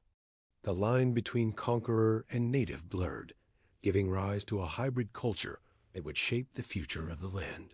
The Danelaw, a vast region of England under Viking control, emerged as a new political reality. Here, Scandinavian law, language, and customs ruled. The old English ways persisted, but they were now transformed by Norse influence. Towns like York and Lincoln flourished as centers of trade and craftsmanship. The Vikings were not only warriors, but also sailors, traders, and builders. Their ships connected England to a vast network that stretched from the icy fjords of Norway to the bazaars of Baghdad. Under their rule, England became part of a global web of commerce and exchange, a crossroads of cultures long before such terms were ever used. For the monks and chroniclers, however, the Viking Age remained a time of darkness and loss. The destruction of monasteries meant the loss of countless manuscripts and artifacts, whole libraries of ancient knowledge erased in days. Yet the monasteries that survived adapted to the new world. They rebuilt, fortified, and sometimes even cooperated with their new overlords. Over time, a strange coexistence took root. Pagan and Christian, Saxon and Norse, each influencing the other in ways neither could have foreseen. And within this crucible of violence and adaptation, heroes began to emerge. None greater than Alfred of Wessex. Known to history as Alfred the Great, he would become the savior of England, the man who turned the tide against the invaders. But his greatness did not lie only in his victories on the battlefield. Alfred was a visionary, a reformer, and a scholar. He saw that the survival of his people depended not only on military strength, but on education, law, and faith. Before Alfred's rise, however, the English world hung by a thread. Wessex itself had been invaded, its lands ravaged, its people scattered. The Vikings had come within reach of total domination. And yet, in this darkest hour, the flicker of resistance refused to die. In the marshlands of Somerset, a small group of survivors gathered around their king. From this humble refuge, the future of England would be reborn. The story of the Viking invasions is not just one of destruction, it is one of transformation. The Northmen, with their axes and sails, did not merely tear down the old world. They helped build the new one. Their arrival forced the English to define who they were, to fight not only for land, but for identity. Out of this conflict would come the idea of England itself, a nation forged in fire, tempered by faith, and destined for greatness. In the next part, we will follow the rise of Alfred the Great, the man who dared to stand against the storm. His vision, courage, and wisdom would not only save his kingdom, but lay the foundation for a united England. This is where the darkness begins to lift, and the long, arduous journey toward nationhood truly begins. Alfred the Great, the king who stood against the storm. Imagine a land on the brink of erasure, a people scattered, their sacred places burning, their kings slain, their gods seemingly silent. By the late 9th century, England was not a unified country, but a wounded collection of fractured kingdoms, gasping beneath the weight of Viking domination. Mercia was gone. Northumbria was ruled by foreign warlords, and the once mighty East Anglia lay in ruins. Only one small kingdom clung to survival, Wessex, the last ember of Anglo-Saxon resistance. And at its heart stood a man who refused to let that ember die, Alfred, son of Æthelwulf. To the chroniclers of his age, he would become the Great, not merely for the battles he fought, but for the civilization he preserved. It's hard to overstate how desperate things were when Alfred came to power. The great heathen army had swept across the land like a storm that refused to end. The English had no standing army, no unity, and no means to match the Vikings' mobility. When Alfred's brother King Thellard died, Alfred inherited not a throne of stability, but a battlefield already lost. The Viking leader Guthrum and his warbands pressed deep into Wessex, their numbers vast, their tactics devastating. Alfred's early reign was defined by retreat forced into the marshlands of Somerset, his realm reduced to a few loyal companions, and a handful of strongholds hidden among the reeds. From those cold, wet marshes came one of the most enduring legends in English history, the tale of Alfred and the burnt cakes. It is said that while hiding in disguise among peasants, the weary king took refuge in a woman's hut. She asked him to watch her loaves as they baked while she went about her chores. But Alfred, lost in thought about his kingdom's fate, let them burn. When she scolded him for his negligence, he accepted the rebuke without revealing his identity. The story, whether true or apocryphal, captures something essential about Alfred's character: humility, patience, and a quiet endurance that would one day reclaim a kingdom. What set Alfred apart from the rulers before him was not just his courage, but his vision. He understood that defeating the Vikings would require more than strength. It demanded strategy, organization, and reform. Emerging from the marshes, Alfred set about transforming Wessex into something England had never seen before, a realm built to withstand the chaos of invasion. He reorganized the military, creating a system of burhs-fortified towns spread strategically across his territory. Each burh was designed to be no more than a day's march from its neighbor, ensuring that no village would ever stand alone against a raid again. This network would become the backbone of Anglo-Saxon defense and the seed for which England's first urban centers would grow. But Alfred's genius extended beyond warfare. He was a student of knowledge, deeply concerned with the spiritual and intellectual decay he saw around him. Years of war had left England's schools in ruins and its monasteries empty. Few could read Latin, the language of learning and scripture. Alfred saw this not as an inconvenience, but as a crisis of civilization. In a letter that still survives, he lamented how once, before this had all been spoiled and burned, there were very few men south of the Thames who could understand their own prayers. So, the warrior king became a scholar. He personally translated Latin works into Old English, the first king in European history known to have undertaken such a task. His translations included texts on philosophy, theology, and governance, including Boethius's Consolation of Philosophy and Pope Gregory's Pastoral Care. By doing so, Alfred wasn't just reviving learning, he was forging identity. He wanted his people to understand that knowledge and faith were the true weapons of endurance. He envisioned a kingdom rooted not only in strength, but in wisdom and moral order. To many, it seemed miraculous that a man who had nearly lost everything could rebuild so much from so little. But Alfred's reign was about restoration of land, of law, of spirit. Alfred's faith was central to his leadership. He saw himself as an instrument of divine will, chosen to defend a Christian people against the heathen. His wars against the Vikings were cast not merely as political struggles, but as a holy defense of civilization itself. Yet Alfred was also pragmatic. When his army finally confronted Guthrum's forces at the Battle of Edington in 878, It was not only a test of military might, it was a battle for the very idea of England. Against all odds, Alfred triumphed. The victory was decisive, but tempered by wisdom. Instead of slaughtering or exiling his enemy, Alfred chose diplomacy.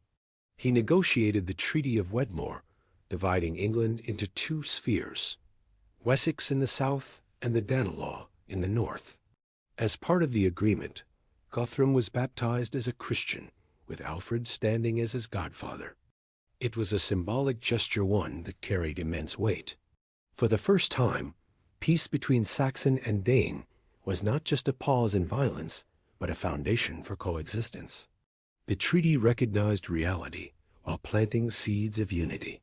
Alfred understood that conquest alone could not bring stability. Respect and law could. His reign marked the first time England had anything resembling a central legal system. He compiled and reformed earlier Anglo-Saxon laws, grounding them in Christian ethics. He believed that law was not merely the king's command, but a reflection of divine justice. This moral philosophy, radical for its time, would influence English governance for centuries to come. In the years after Edington, Wessex transformed. The burh system expanded, trade routes revived, and craftsmanship flourished. The economy stabilized, allowing the people to rebuild. Alfred also restructured the military, ensuring that half his troops were always ready for battle, while the other half tended the fields, a balance that sustained both war and survival. The Viking threat was not eliminated, but England was no longer defenseless. Wessex had become a kingdom of resilience, its people tempered by hardship, united by purpose. Alfred's diplomatic acumen extended beyond his borders. He maintained contact with leaders across Europe, the Carolingians, the papacy, and even distant rulers in the Mediterranean. These correspondences positioned Wessex as part of a broader Christian world, no longer a fragmented backwater, but an emerging power. He even had coins minted bearing both Latin and Old English inscriptions, a subtle assertion that Wessex was both learned and independent. But Alfred's achievements cannot be measured only by his policies.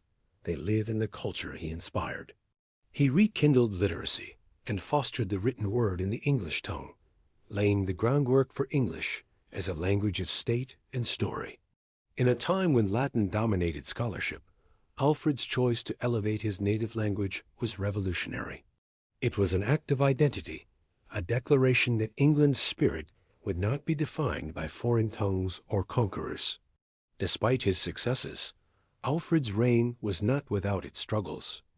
The peace with the Vikings was fragile, and raids continued sporadically. His health was poor. Some chroniclers suggest he suffered from a painful chronic illness that tormented him for much of his life. Yet even in weakness, his resolve never faltered. His rule embodied a kind of stoic endurance rare among kings, the strength to rebuild, to educate, to forgive. When Alfred died in 899, England was still divided, but his dream had taken root. He left behind not an empire, but an idea, the idea that a united English people could exist, defended by law, sustained by learning, and guided by faith. His children and successors would expand on that vision, ultimately transforming the fragile kingdom of Wessex into the heart of a unified England. To his contemporaries, Alfred was the ideal king or ruler who blended warrior courage with saintly wisdom. To history, he remained something even greater, the father of the English nation. The chroniclers would write that under his reign there was peace, such as never before was in any king's days. But that peace was not given, it was earned, built from ashes by a man who had once been hunted through the marshes. The story of Alfred the Great is more than a tale of battles and treaties. It is a testament to resilience, intellect, and faith. It is about how civilization can endure even in its darkest hour, and how one man's vision can light the way for generations. In the next part, we will explore what came after Alfred, how his successors sought to complete his mission, to unify England entirely, and how the lingering Viking presence would both challenge and shape the destiny of the emerging nation. The children of Alfred, builders of a nation. When Alfred the Great closed his eyes for the final time in the year 899, his dream of a united and secure England was still unfinished, a blueprint etched in fragile peace and fragile hope. The Danelaw still occupied the north and east. Viking warlords ruled from fortified towns, and the English kingdoms remained wary of one another. But Alfred had done something no king before him had achieved. He had given his people a vision of unity. His children, his son Edward the Elder, and his daughter Thulfold, Lady of the Mercians, would become the architects of that dream, brick by brick, fortress by fortress, until the land began to breathe again as one. Edward, Alfred's successor, was not a man of spectacle, but of relentless purpose. Where his father had laid the foundations, Edward would raise the walls. He inherited not only the crown of Wessex, but the burden of continuing a war that had lasted for generations. To the north, the Danelaw remained a constant threat. Viking jarls ruled the great cities of York, Lincoln, and Leicester, and though the Treaty of Wedmore had drawn a line on the map, that line was as fragile as a footprint in sand. Edward knew that if Wessex faltered, England would once again fall to chaos. He began his reign by consolidating control over his own house. His cousin Thelwold, the son of Alfred's older brother, challenged his claim to the throne, allying himself with the Danes of East Anglia. The ensuing conflict was fierce and uncertain, but Edward emerged victorious at the Battle of the Holm in 902. It was a costly win. Both armies were bloodied, but Thelwold's death ended the internal threat. Wessex remained whole, and Edward's authority unchallenged. It was the first test of his leadership, and it proved his mettle. Edward's approach to kingship was methodical and strategic. He understood, as his father had, that defense and expansion were two sides of the same coin. The burh system that Alfred had designed, those fortified towns scattered like protective stars across the land, became Edward's greatest weapon. With each passing year, he extended that network deeper into enemy territory. Each new burh was a declaration of permanence. Once built, it meant the land around it was English again. But Edward did not act alone. At his side stood one of the most remarkable women in medieval history, his sister Thulfold, the Lady of the Mercians. Married to the ruler of Mercia, she governed her adopted kingdom with intelligence and resolve. When her husband Fellard fell ill, Thulfold assumed power in his stead, not merely as a caretaker, but as a true sovereign.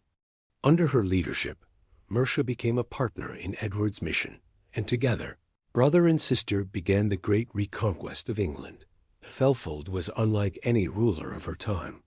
In an age dominated by men, she commanded armies, built fortresses, and negotiated with kings. Chroniclers describe her as brave and wise, her reputation spreading even among the Vikings, who called her the lady who ruled all the English race beyond the Humber. From her base in the Midlands, she led campaigns to reclaim cities that had fallen to Danish control. In 907, she fortified Chester, transforming it into a bulwark against northern incursions. In the following years, she constructed strongholds at Bridgenorth, Stafford, and Tamworth. These were not isolated defenses. They were a deliberate chain of protection, linking Mercia's heartland to Wessex. When she captured Derby in 917, it was one of the first major Danelaw strongholds to fall back under English control. The victory was hard won. Many of her best warriors perished, but the tide was turning.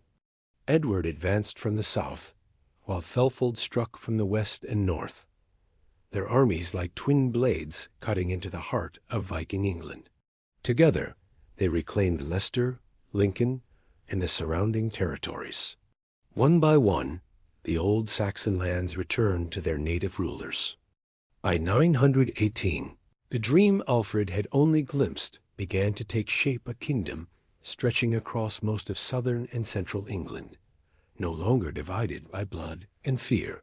But even as they built, tragedy shadowed their triumph. Thelfold died in June 918, just as her greatest victories were unfolding. Her death struck Edward deeply. Chroniclers say that the people of Mercia mourned her, not as a foreign queen, but as their own beloved ruler. For a brief moment, her daughter Glyfwine tried to succeed her, but Edward, wary of division, swiftly absorbed Mercia into Wessex. It was a pragmatic move, one that unified power under a single crown for the first time in English history. The era of separate Saxon kingdoms was ending. After Ethelflaed's death, Edward pressed on with renewed determination. His campaigns pushed deep into the Danelaw, reclaiming the Eastern Midlands and East Anglia. He established fortified towns at Cambridge and Bedford, each serving as a secure outpost of English authority. The remaining Viking leaders, weakened by years of warfare and divided among themselves, began to submit to Edward's overlordship. By the time of his death in 924, nearly all of England south of the Humber recognized him as king. Edward's reign is often overshadowed by his father's legend, but in truth, he was the one who transformed Alfred's dream into reality. Under his rule, Wessex became the nucleus of a united English realm, a kingdom of laws, learning, and faith, defended by the strongest army the island had ever seen. His nickname, the Elder, would be bestowed by later generations, who saw in him the patriarch of a dynasty that would shape the nation as destiny. Yet the story of unification did not end with Edward. His son, Aethelstan, would take his inheritance even further, pushing the boundaries of England to their greatest extent and bringing the scattered peoples of the island under one crown. But that is the next chapter. Before we move to Aethelstan's reign, it's worth pausing to consider the deeper meaning of Edward and Ethelflaed's era. They lived in the shadow of apocalypse, the collapse of kingdoms, the ruin of faith, the terror of invasion. Yet they chose not merely to survive, but to build. They constructed walls, yes, but also an identity, a shared Englishness forged not by conquest alone, but by cooperation, learning, and belief in a common destiny. Theirs was a story of restoration after ruin, of family duty elevated to national mission. Brother and sister, Wessex and Mercia, man and woman working in harmony where once there had been only rivalry. Their bond became the bridge between Alfred's age of endurance and Aethelstan's age of unity. Aethelstan, the first king of all England, when Edward the Elder breathed his last in the year 924. The kingdom he left behind was vast but fragile. The southern lands of Wessex and Mercia had been welded together under his rule, yet the north, the shadowed lands of York, Northumbria, and the borders of the Scots remained uncertain, restless, and largely independent. It would take a ruler of extraordinary vision, strength, and political skill to finish what Alfred and Edward had begun. That ruler was Aethelstan, Edward's son, and the man whom many historians rightly call the first true king of England. Aethelstan's early life was marked by both promise and peril. He was raised not in the southern heartlands of Wessex, but in Mercia, under the loving care of his aunt, Thelfold, Lady of the Mercians. This upbringing shaped him profoundly. In Mercia, he absorbed not only the art of war, but the art of governance. He saw firsthand how his aunt commanded armies and ruled her people with grace and wisdom. From her, Aethelstan inherited a vision of unity one that transcended regional loyalties and imagined a single, cohesive English realm. When Edward died, succession was not simple. Aethelstan's claim was contested by his half-brother Glyfward, whose support came largely from Wessex's conservative nobility. For months, the kingdom teetered on the edge of division. But Gulfweir died unexpectedly, and Aethelstan was crowned king at Kingston upon Thames in 925. The ceremony was unlike any before it, blending Anglo-Saxon and Christian rituals to emphasize divine approval and the idea of a sacred kingship. Aethelstan understood the power of symbolism. He wasn't just claiming a throne. He was crafting an image of destiny. From the start, Aethelstan's reign burned with purpose. He sought not only to defend England, but to define it. His ambitions were imperial in scale, yet his leadership was grounded in faith and intelligence. He reorganized the royal court, surrounding himself with scholars, clergy, and warriors from across Europe. He forged alliances through diplomacy as skillfully as he fought wars. Kings from Wales, Scotland, and even the continent sent emissaries to his court, seeking friendship or fearing his might. One of Ethelstan's greatest political achievements was the subjugation of York. For decades, this city had been the jewel of Viking Northumbria, a stronghold of Norse power and a constant thorn in the side of southern kings. In 927, Aethelstan marched north, determined to bring York under English control once and for all. He met little resistance. The local Viking ruler, Guthfith's son, fled rather than face him in battle. Aethelstan entered York triumphantly and was hailed as ruler not just of the Saxons, but of all the English. At Emont Bridge later that year, Aethelstan summoned the kings of Wales and Scotland Hywel Dda of Deheubarth, Constantine II of Alba, and Owain of Strathclyde to swear allegiance to him. They agreed, recognizing Aethelstan's supremacy. For the first time in history, one man ruled the entire English nation, and all neighboring rulers acknowledged his overlordship. England had been born not through myth or accident, but through decades of resilience, vision, and leadership. Yet power, once gained, is never secure. Aethelstan's control over the north was constantly tested. Viking raiders still prowled the coasts, and the Scots and Norse exiles plotted revenge. Aethelstan met each threat with both might and mercy. He fortified the northern borders, built alliances with European princes, and maintained a formidable army ready to march at a moment's notice. His reach extended across the Channel too. His sisters married into royal houses in Germany, France, and Burgundy, spreading English influence far beyond the island's shores. But perhaps Aethelstan's most lasting achievements were not his conquests, but his reforms. He envisioned England not just as a military state, but as a kingdom of law and order. He issued some of the earliest written legal codes in English history, addressing everything from trade and theft to the treatment of the poor. He standardized coinage, ensuring that merchants could travel from Winchester to York under a single economy. He strengthened the church, supporting the translation of holy texts and founding monasteries that became centers of learning. Aethelstan was deeply religious, yet not blindly so. He saw Christianity as the moral glue that held the realm together. His reign blended faith and governance in a way that made both stronger. He donated relics, built churches, and cultivated a network of scholars who preserved and copied sacred texts. His court became a magnet for intellectuals from across Europe.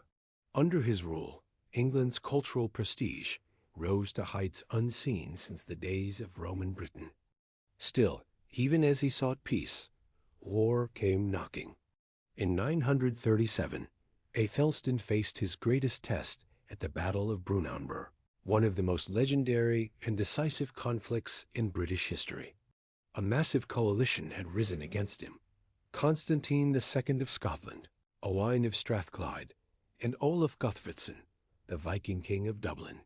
Together, they aimed to break Aethelstan's power and shatter his dream of a united England. The armies met in a fierce and bloody clash.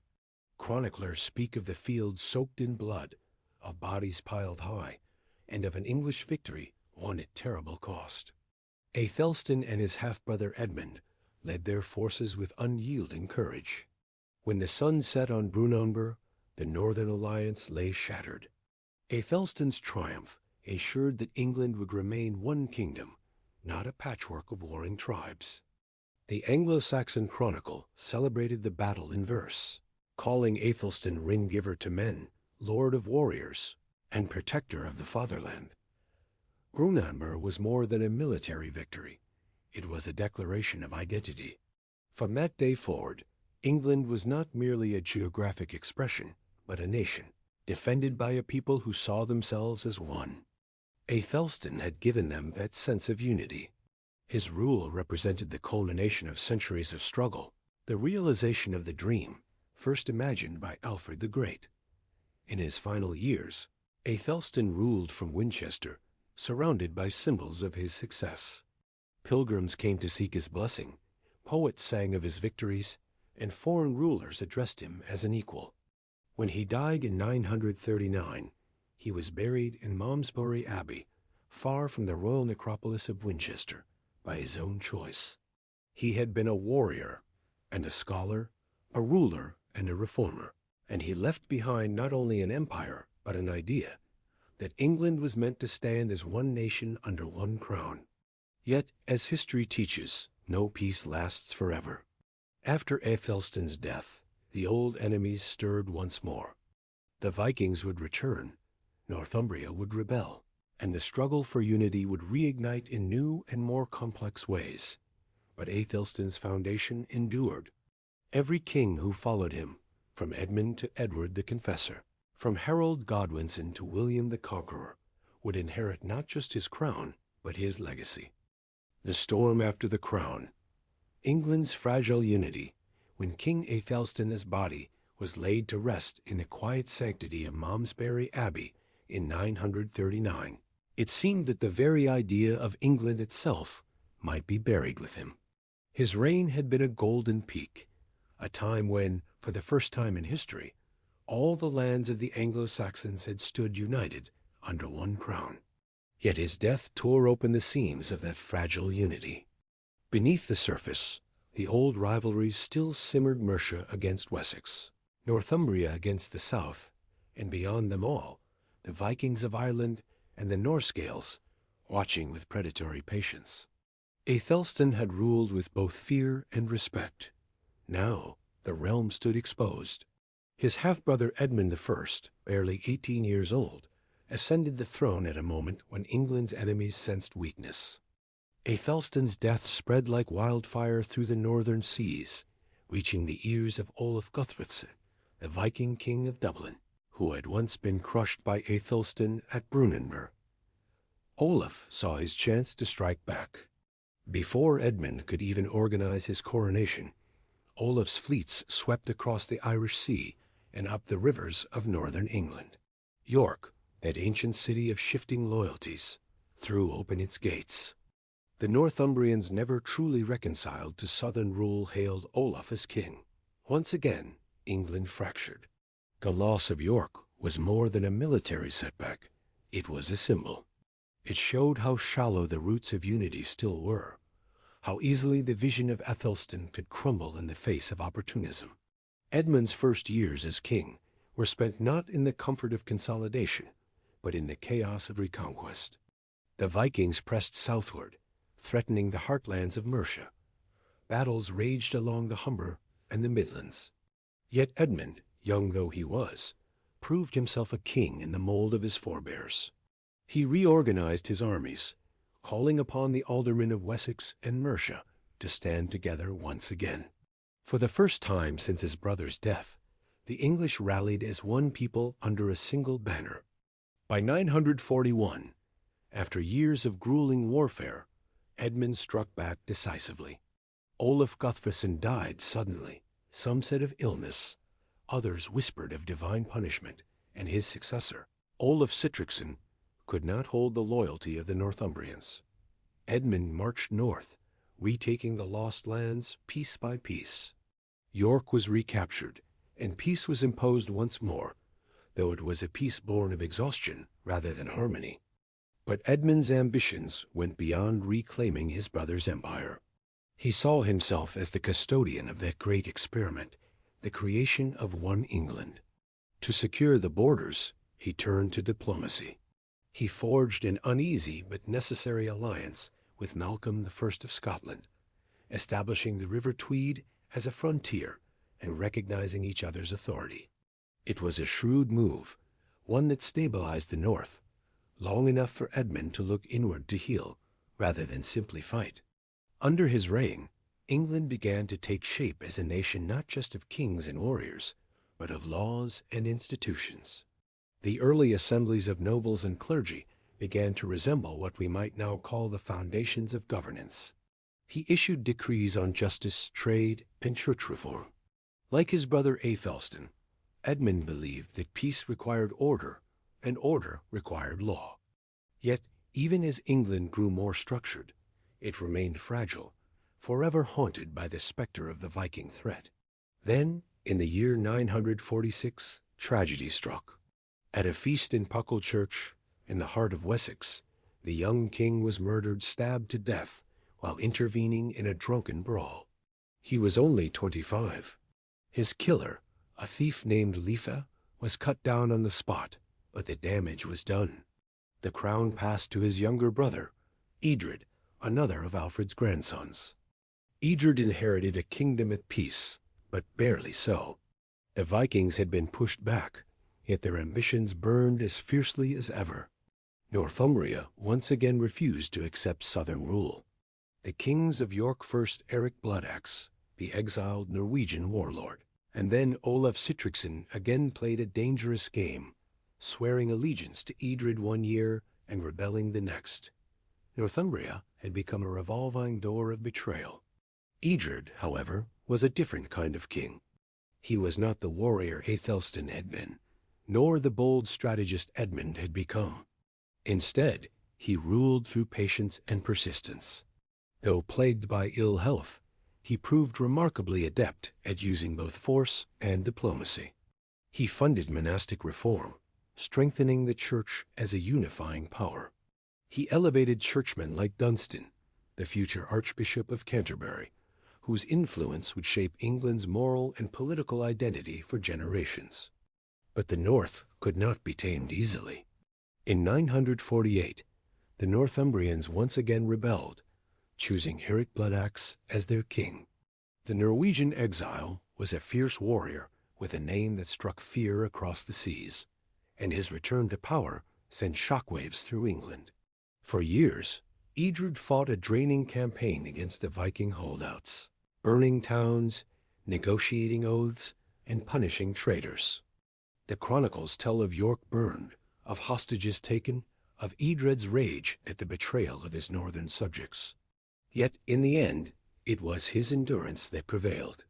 In 954, Eric Bloodaxe was betrayed and slain by his own followers. With his death, the Viking kingdom of York finally collapsed for good. Northumbria was absorbed permanently into the English realm. It was a moment of immense symbolic power. After nearly a century of invasions, rebellions, and shifting borders, the Viking age of conquest in England had ended. The land from Cornwall to the River Tweed now lay under one crown. And yet, even in victory, England remained vulnerable. The kingdom was vast but unevenly bound. Local lords still wielded immense power. The church was reforming, but corruption lingered. The people were weary from generations of war. Edred died in 955, leaving behind no heirs.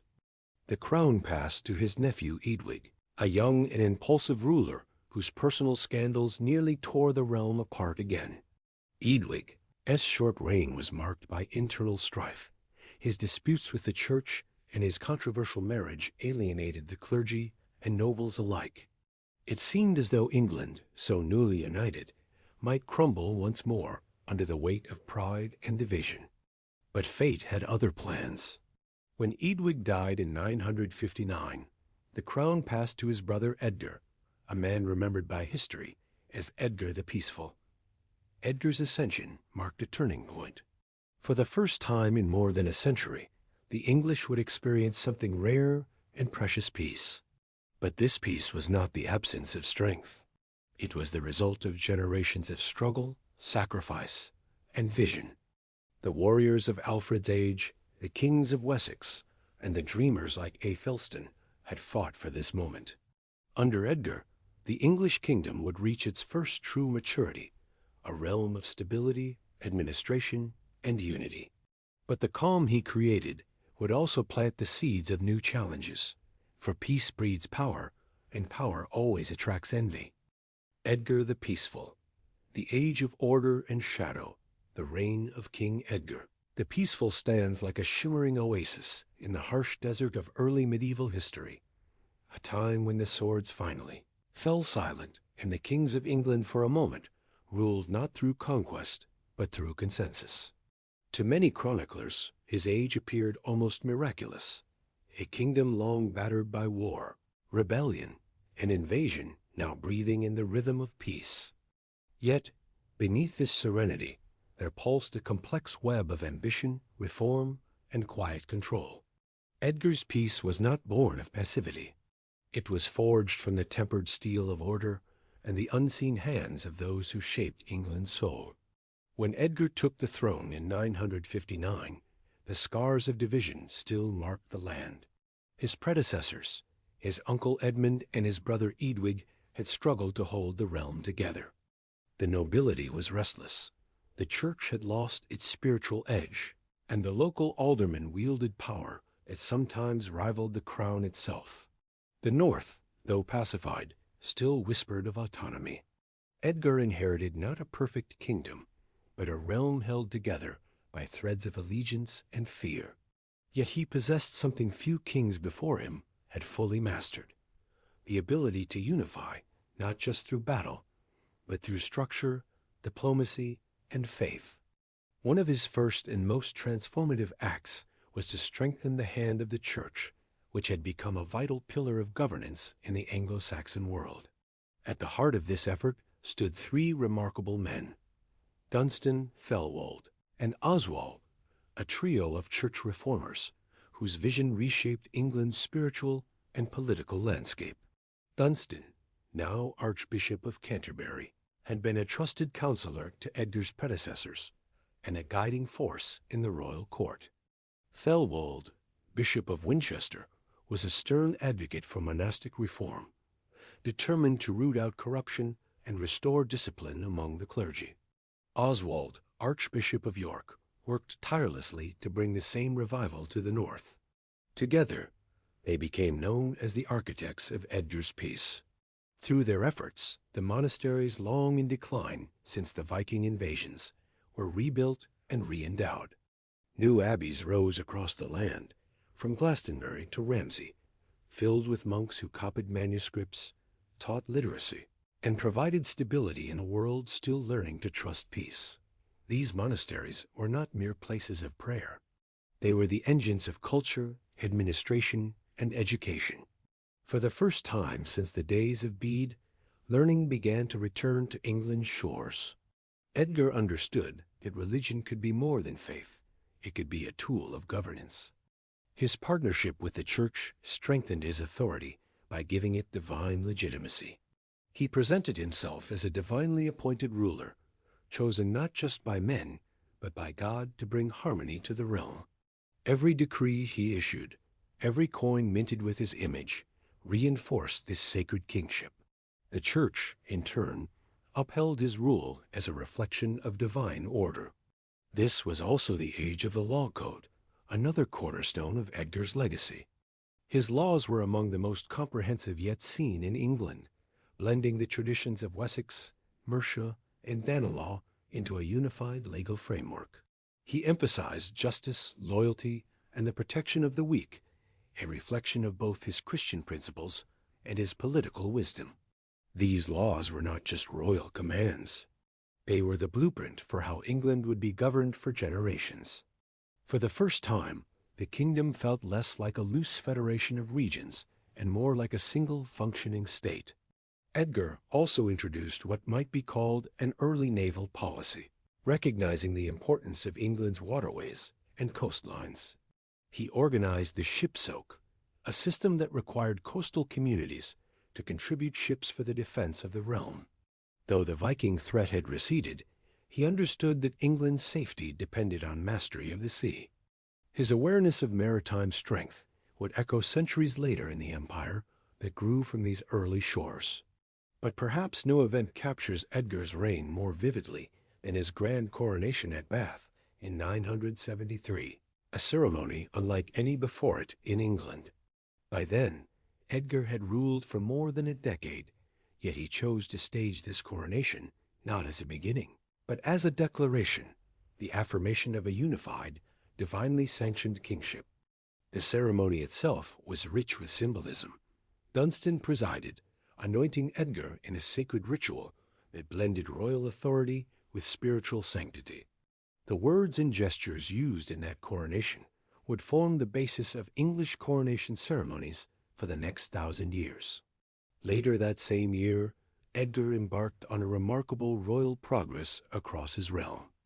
It was during this journey, chroniclers tell us, that he famously had 8 subordinate kings row him along the River Dee near Chester, a powerful image of submission and unity.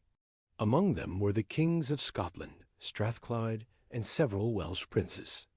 Whether this tale was symbolic or literal hardly matters. It became a potent legend of English dominance and the reach of Edgar's influence. For the first time, it seemed that all the British Isles recognized, however briefly, the supremacy of the English crown. Yet, even as the kingdom flourished, subtle cracks began to form beneath the surface. Edgar's peace depended on balance between the monarchy and the church, between the nobility and the clergy, between old traditions and new reforms.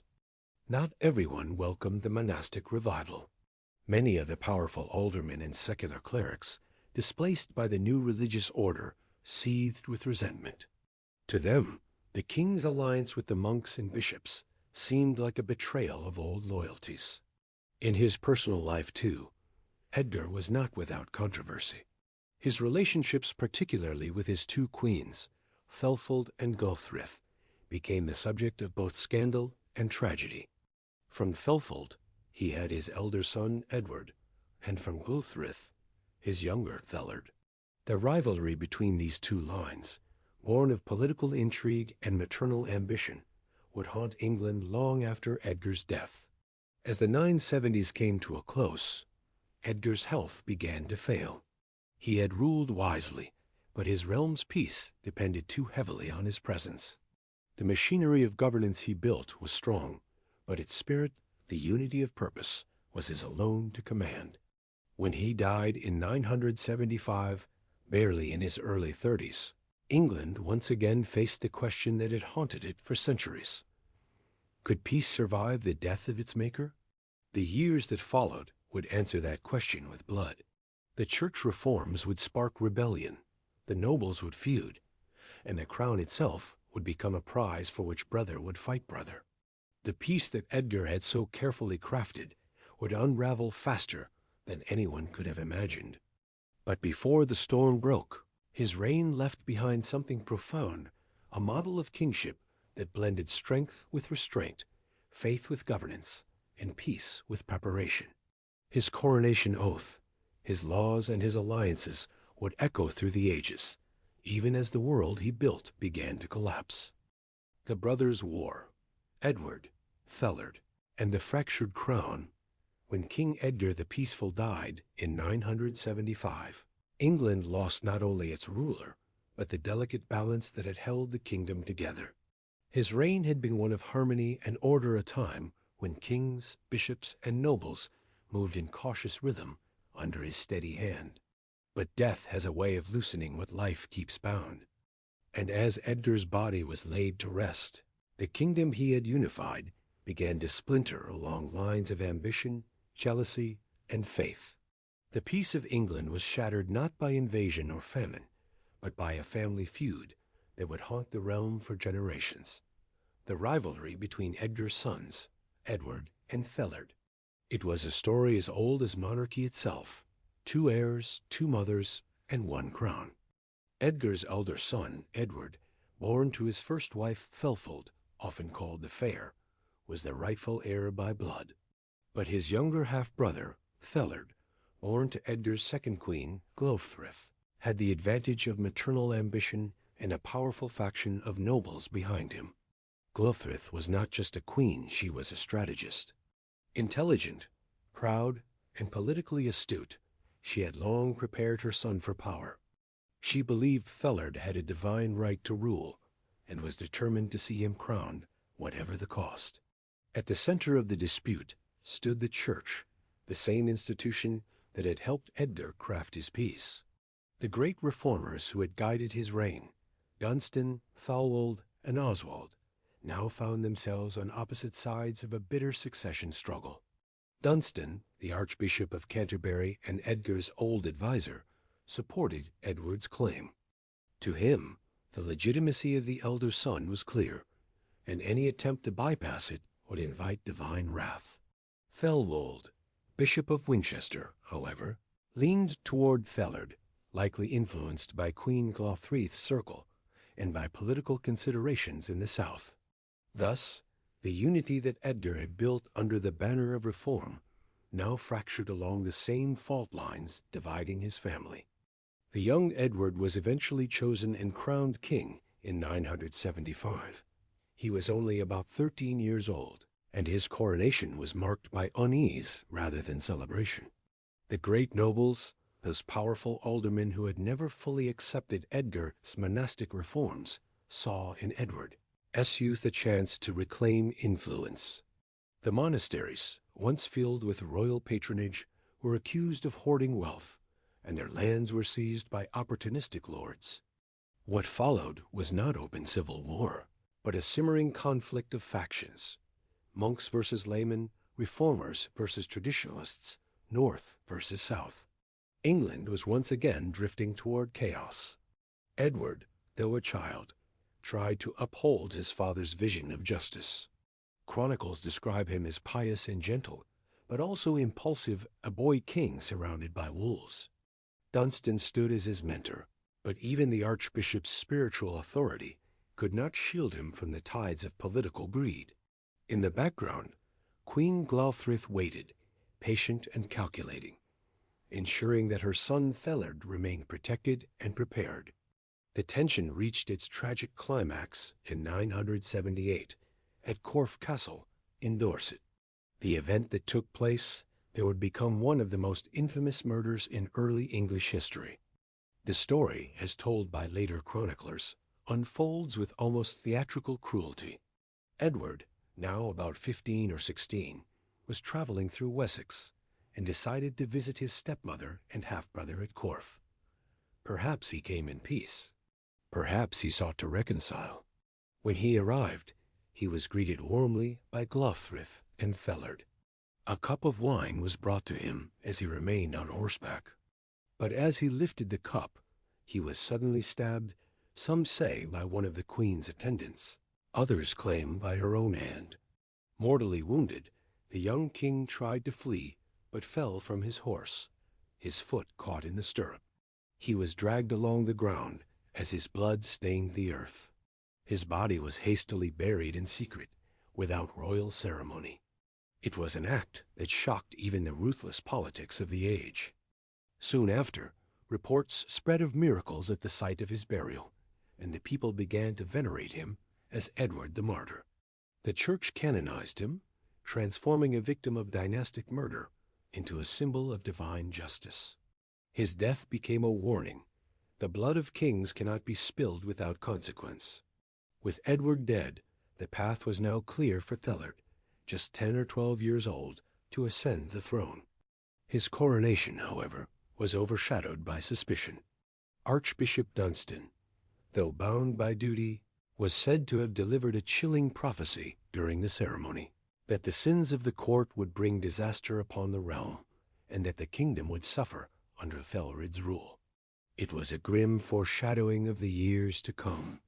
The early reign of Thellard II, later known as the Unready, began in uncertainty. The nickname Unready, from the Old English unread, meaning poor counsel or ill-advised, did not refer to laziness or cowardice, but to the failure of leadership and decision-making that would plague his rule. In truth, Thellard's unpreparedness was not entirely his fault. He had been thrust into power too young, surrounded by the same power-hungry nobles and factions that had engineered his brother's death.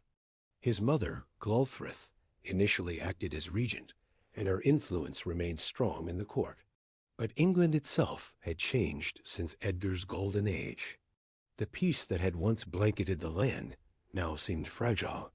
The nobles ruled their territories with growing independence, often ignoring royal commands. The church, though still powerful, was divided.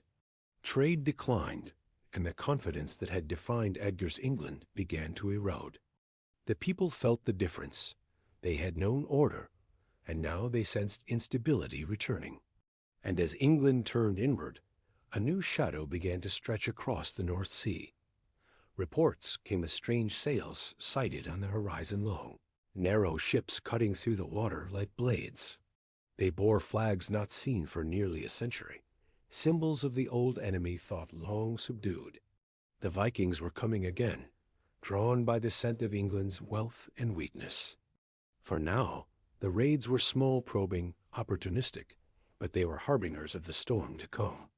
The unity that had once deterred foreign enemies was gone, and the Danes could sense it. Thelred's reign would soon become a desperate struggle, not just against invaders, but against the ghosts of his own past, the blood of his brother, the shadow of his mother, and the far curse of poor counsel that would define his name for eternity. Yet even amid the growing darkness, England did not lose all hope. There were still men and women who remembered Edgar's peace, who believed in the dream of a united kingdom blessed by God. Monks continued their prayers. Chroniclers recorded the unfolding tragedy with trembling pens. And in the north, the descendants of warriors still trained their sons in the old ways. Thelred the Unready and the return of the Vikings' history is often unkind to those who inherit peace. It remembers them not for what they preserve, but for what they lose. And so it was with Thelred too, known to posterity as Thelred the Unready. His name has become a byword for failure, but the truth is far more complex than the simple story of a weak king. Thelred's England was not merely misgoverned, it was overwhelmed by forces that no ruler could easily control. The legacy of his father's unity had faded, and the discipline that had kept the realm secure now dissolved into uncertainty. And as that uncertainty grew, so too did the courage of England's oldest enemies, the Vikings who sensed weakness like wolves scenting blood in the snow. The first signs came quietly, almost innocently. In the 980s, after nearly a generation of peace, coastal villages began reporting strange sails on the horizon. Small raiding parties landed in Dorset, Devon, and Cornwall, plundering monasteries and burning settlements before slipping back to sea. These were not the full-scale invasions of old. They were tests, probing the edges of England's defenses. But they carried an ominous message. The age of Viking terror had returned. By this time, the once feared Norse world had changed dramatically. The Viking age that had begun with the brutal raid on Lindisfarne in 793 had evolved into a more complex era of kings, kingdoms, and commerce. The Scandinavian world was no longer a collection of isolated warbands. It had become a network of powerful rulers, each vying for dominance. In Denmark, King Sweyn Forkbeard, an ambitious and ruthless leader, was consolidating his control. His father, Harald Bluetooth, had brought Christianity to Denmark, but his son saw in England a different kind of salvation: wealth. England's monasteries were rich again, its towns prosperous, and its coasts poorly defended. For Sweyn, it was the perfect target. King Thelred, however, was ill-prepared for this new threat. His court was divided, his advisers more concerned with local rivalries than national defense. The very word unready comes from the Old English unrid, meaning poor counsel, and that perfectly describes his reign. He was not a fool, he was often thoughtful, even pious, but his decisions were too often shaped by bad advice and political infighting. The machinery of government that had worked so efficiently under Edgar now creaked under the weight of corruption and indecision. In 991, the full storm broke. A massive Viking fleet, led by the fierce Jarl Olaf Tryggvason, a man who would later become King of Norway, descended upon England's eastern coast. They landed near Malden in Essex, where an English army, led by the alderman Bertnoth, stood ready to meet them. The Battle of Malden would become legendary, not for victory, but for its tragic heroism. The English defenders fought bravely, but Bertnoth's fatal decision to allow the Vikings to cross a causeway and fight honorably led to disaster. The Danes slaughtered the defenders, and Bertnoth fell amid his men, his body pierced by spears. His courage was immortalized in one of the most haunting poems of Old English literature, the Battle of Maldon, where his men cry, "Our hearts must be harder, our courage the greater, as our strength grows less." After Maldon, the reality of the Viking threat could no longer be ignored. Thellard faced a terrible choice: fight on against an enemy his armies could not defeat, or buy peace through tribute. He chose the latter. Thus began one of the most infamous policies in English history, the Danegeld, a tax paid to Viking raiders in exchange for peace. In 991, Thellard paid 10,000 pounds of silver to Olaf Tryggvason's fleet, an astronomical sum that drained the royal treasury and emboldened the invaders. The Danes left, but not for long. They had learned that England would pay for mercy. Over the next decade, the pattern repeated again and again. The Vikings would come, raid, demand silver, and depart only to return the next year for more. Between 991 and 1014, more than 150,000 pounds of silver were paid out in Danegelds, an amount so vast that it reshaped the English economy. To raise the funds, Lelred's government imposed heavy taxes, known as the herregeld, on towns and shires. For ordinary people, it was a double burden, first from the taxes, then from the devastation of the raids. Villages were burned, churches plundered, and thousands were enslaved or killed. The land that had once been the envy of Europe was now bleeding from every corner. Yet amid this chaos, Thellard did not remain idle. He tried, in his own cautious way, to reform the kingdom's defenses. He issued new law codes, reorganized the coinage system, and strengthened fortifications around key towns, what we would later call burhs. He also sought alliances abroad. In 994, when Olaf Tryggvason returned to England alongside Sweyn Forkbeard, Thellard met them not with swords, but with negotiation. Through diplomacy and another large payment, he convinced Olaf to accept baptism in Andover, with Thellard himself standing as his sponsor. The conversion marked a rare moment of peace, and Olaf soon left England for Norway, where he became a Christian king. But peace with Olaf did not mean peace with Sweyn. The Danish king was relentless. His raids grew larger and more organized, striking deep into the heart of England. Towns like London, Canterbury, and Winchester were attacked or threatened. The English navy, once formidable under Edgar, was plagued by incompetence and betrayal. One of Lelred's leading admirals, Glofric, defected to the Danes, leaving the fleet in disarray. The chroniclers of the time, writing with sorrow and frustration, lamented that no remedy was found because all the kingdom's best men were betrayed.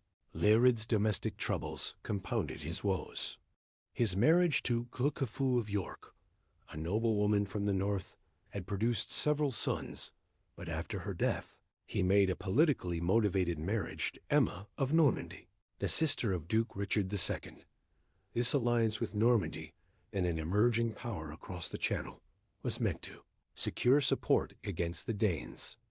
Emma, known to the English as Gulfgifu, brought with her a touch of continental sophistication, but she also introduced new rivalries within the court. Her sons, especially the young Edward and Alfred, would one day become central figures in the next generation of English history, but for now they were symbols of a divided dynasty. By the first decade of the 11th century, England was breaking apart. Viking armies were wintering on English soil, living off the land and extorting payment wherever they went. The once proud aldermen were acting like petty kings, negotiating their own peace with the enemy. And Thellard, increasingly isolated and ill, found it harder to command loyalty or respect. The Anglo-Saxon chronicle, usually measured in its language, bursts with rare emotion when it writes of these years. The army spread over all the land, and they did as they pleased, and none could hinder them. Then came the final blow. In 1002, fearing the growing number of Danish settlers in England might rise against him, Thellard ordered a massacre, the St. Brice's Day Massacre, targeting all Danes living in English territory. It was a desperate and brutal act, carried out on November 13th. The killings shocked the Scandinavian world, not least because among the victims was Gunhild, the sister of Sweyn Forkbeard. Sweyn swore vengeance, and his retribution would come swiftly and mercilessly. From that moment, England was doomed to face not raids, but conquest. Sweyn launched a full-scale invasion, burning towns and crushing armies with terrifying efficiency. In 1013, London fell, and Thellard fled with Emma and their children to Normandy. For the first time since Alfred the Great, England was ruled by a foreign king. Sweyn Forkbeard was crowned in 1014, but fate, ever fickle, struck him down just months later. He died suddenly, leaving his son Canute, to claim the throne. Thellard returned from exile, but the man who came back was not the king who had once ruled over peace. He was weary, suspicious, and haunted by guilt. His reign dragged on in turbulence until his death in 1016, just as Canute's armies overwhelmed the last of English resistance. The dream of the House of Wessex, the dynasty of Alfred and Edgar, seemed extinguished. Yet history is never so simple. Lelred's failure, though monumental, was not the end of England. It was the crucible from which a new order would arise. The Vikings had not merely conquered. They had become part of England's story. The bloodlines of Dane and Saxon would soon intertwine, and from their union would come one of the most powerful kings in medieval Europe, Canute the Great.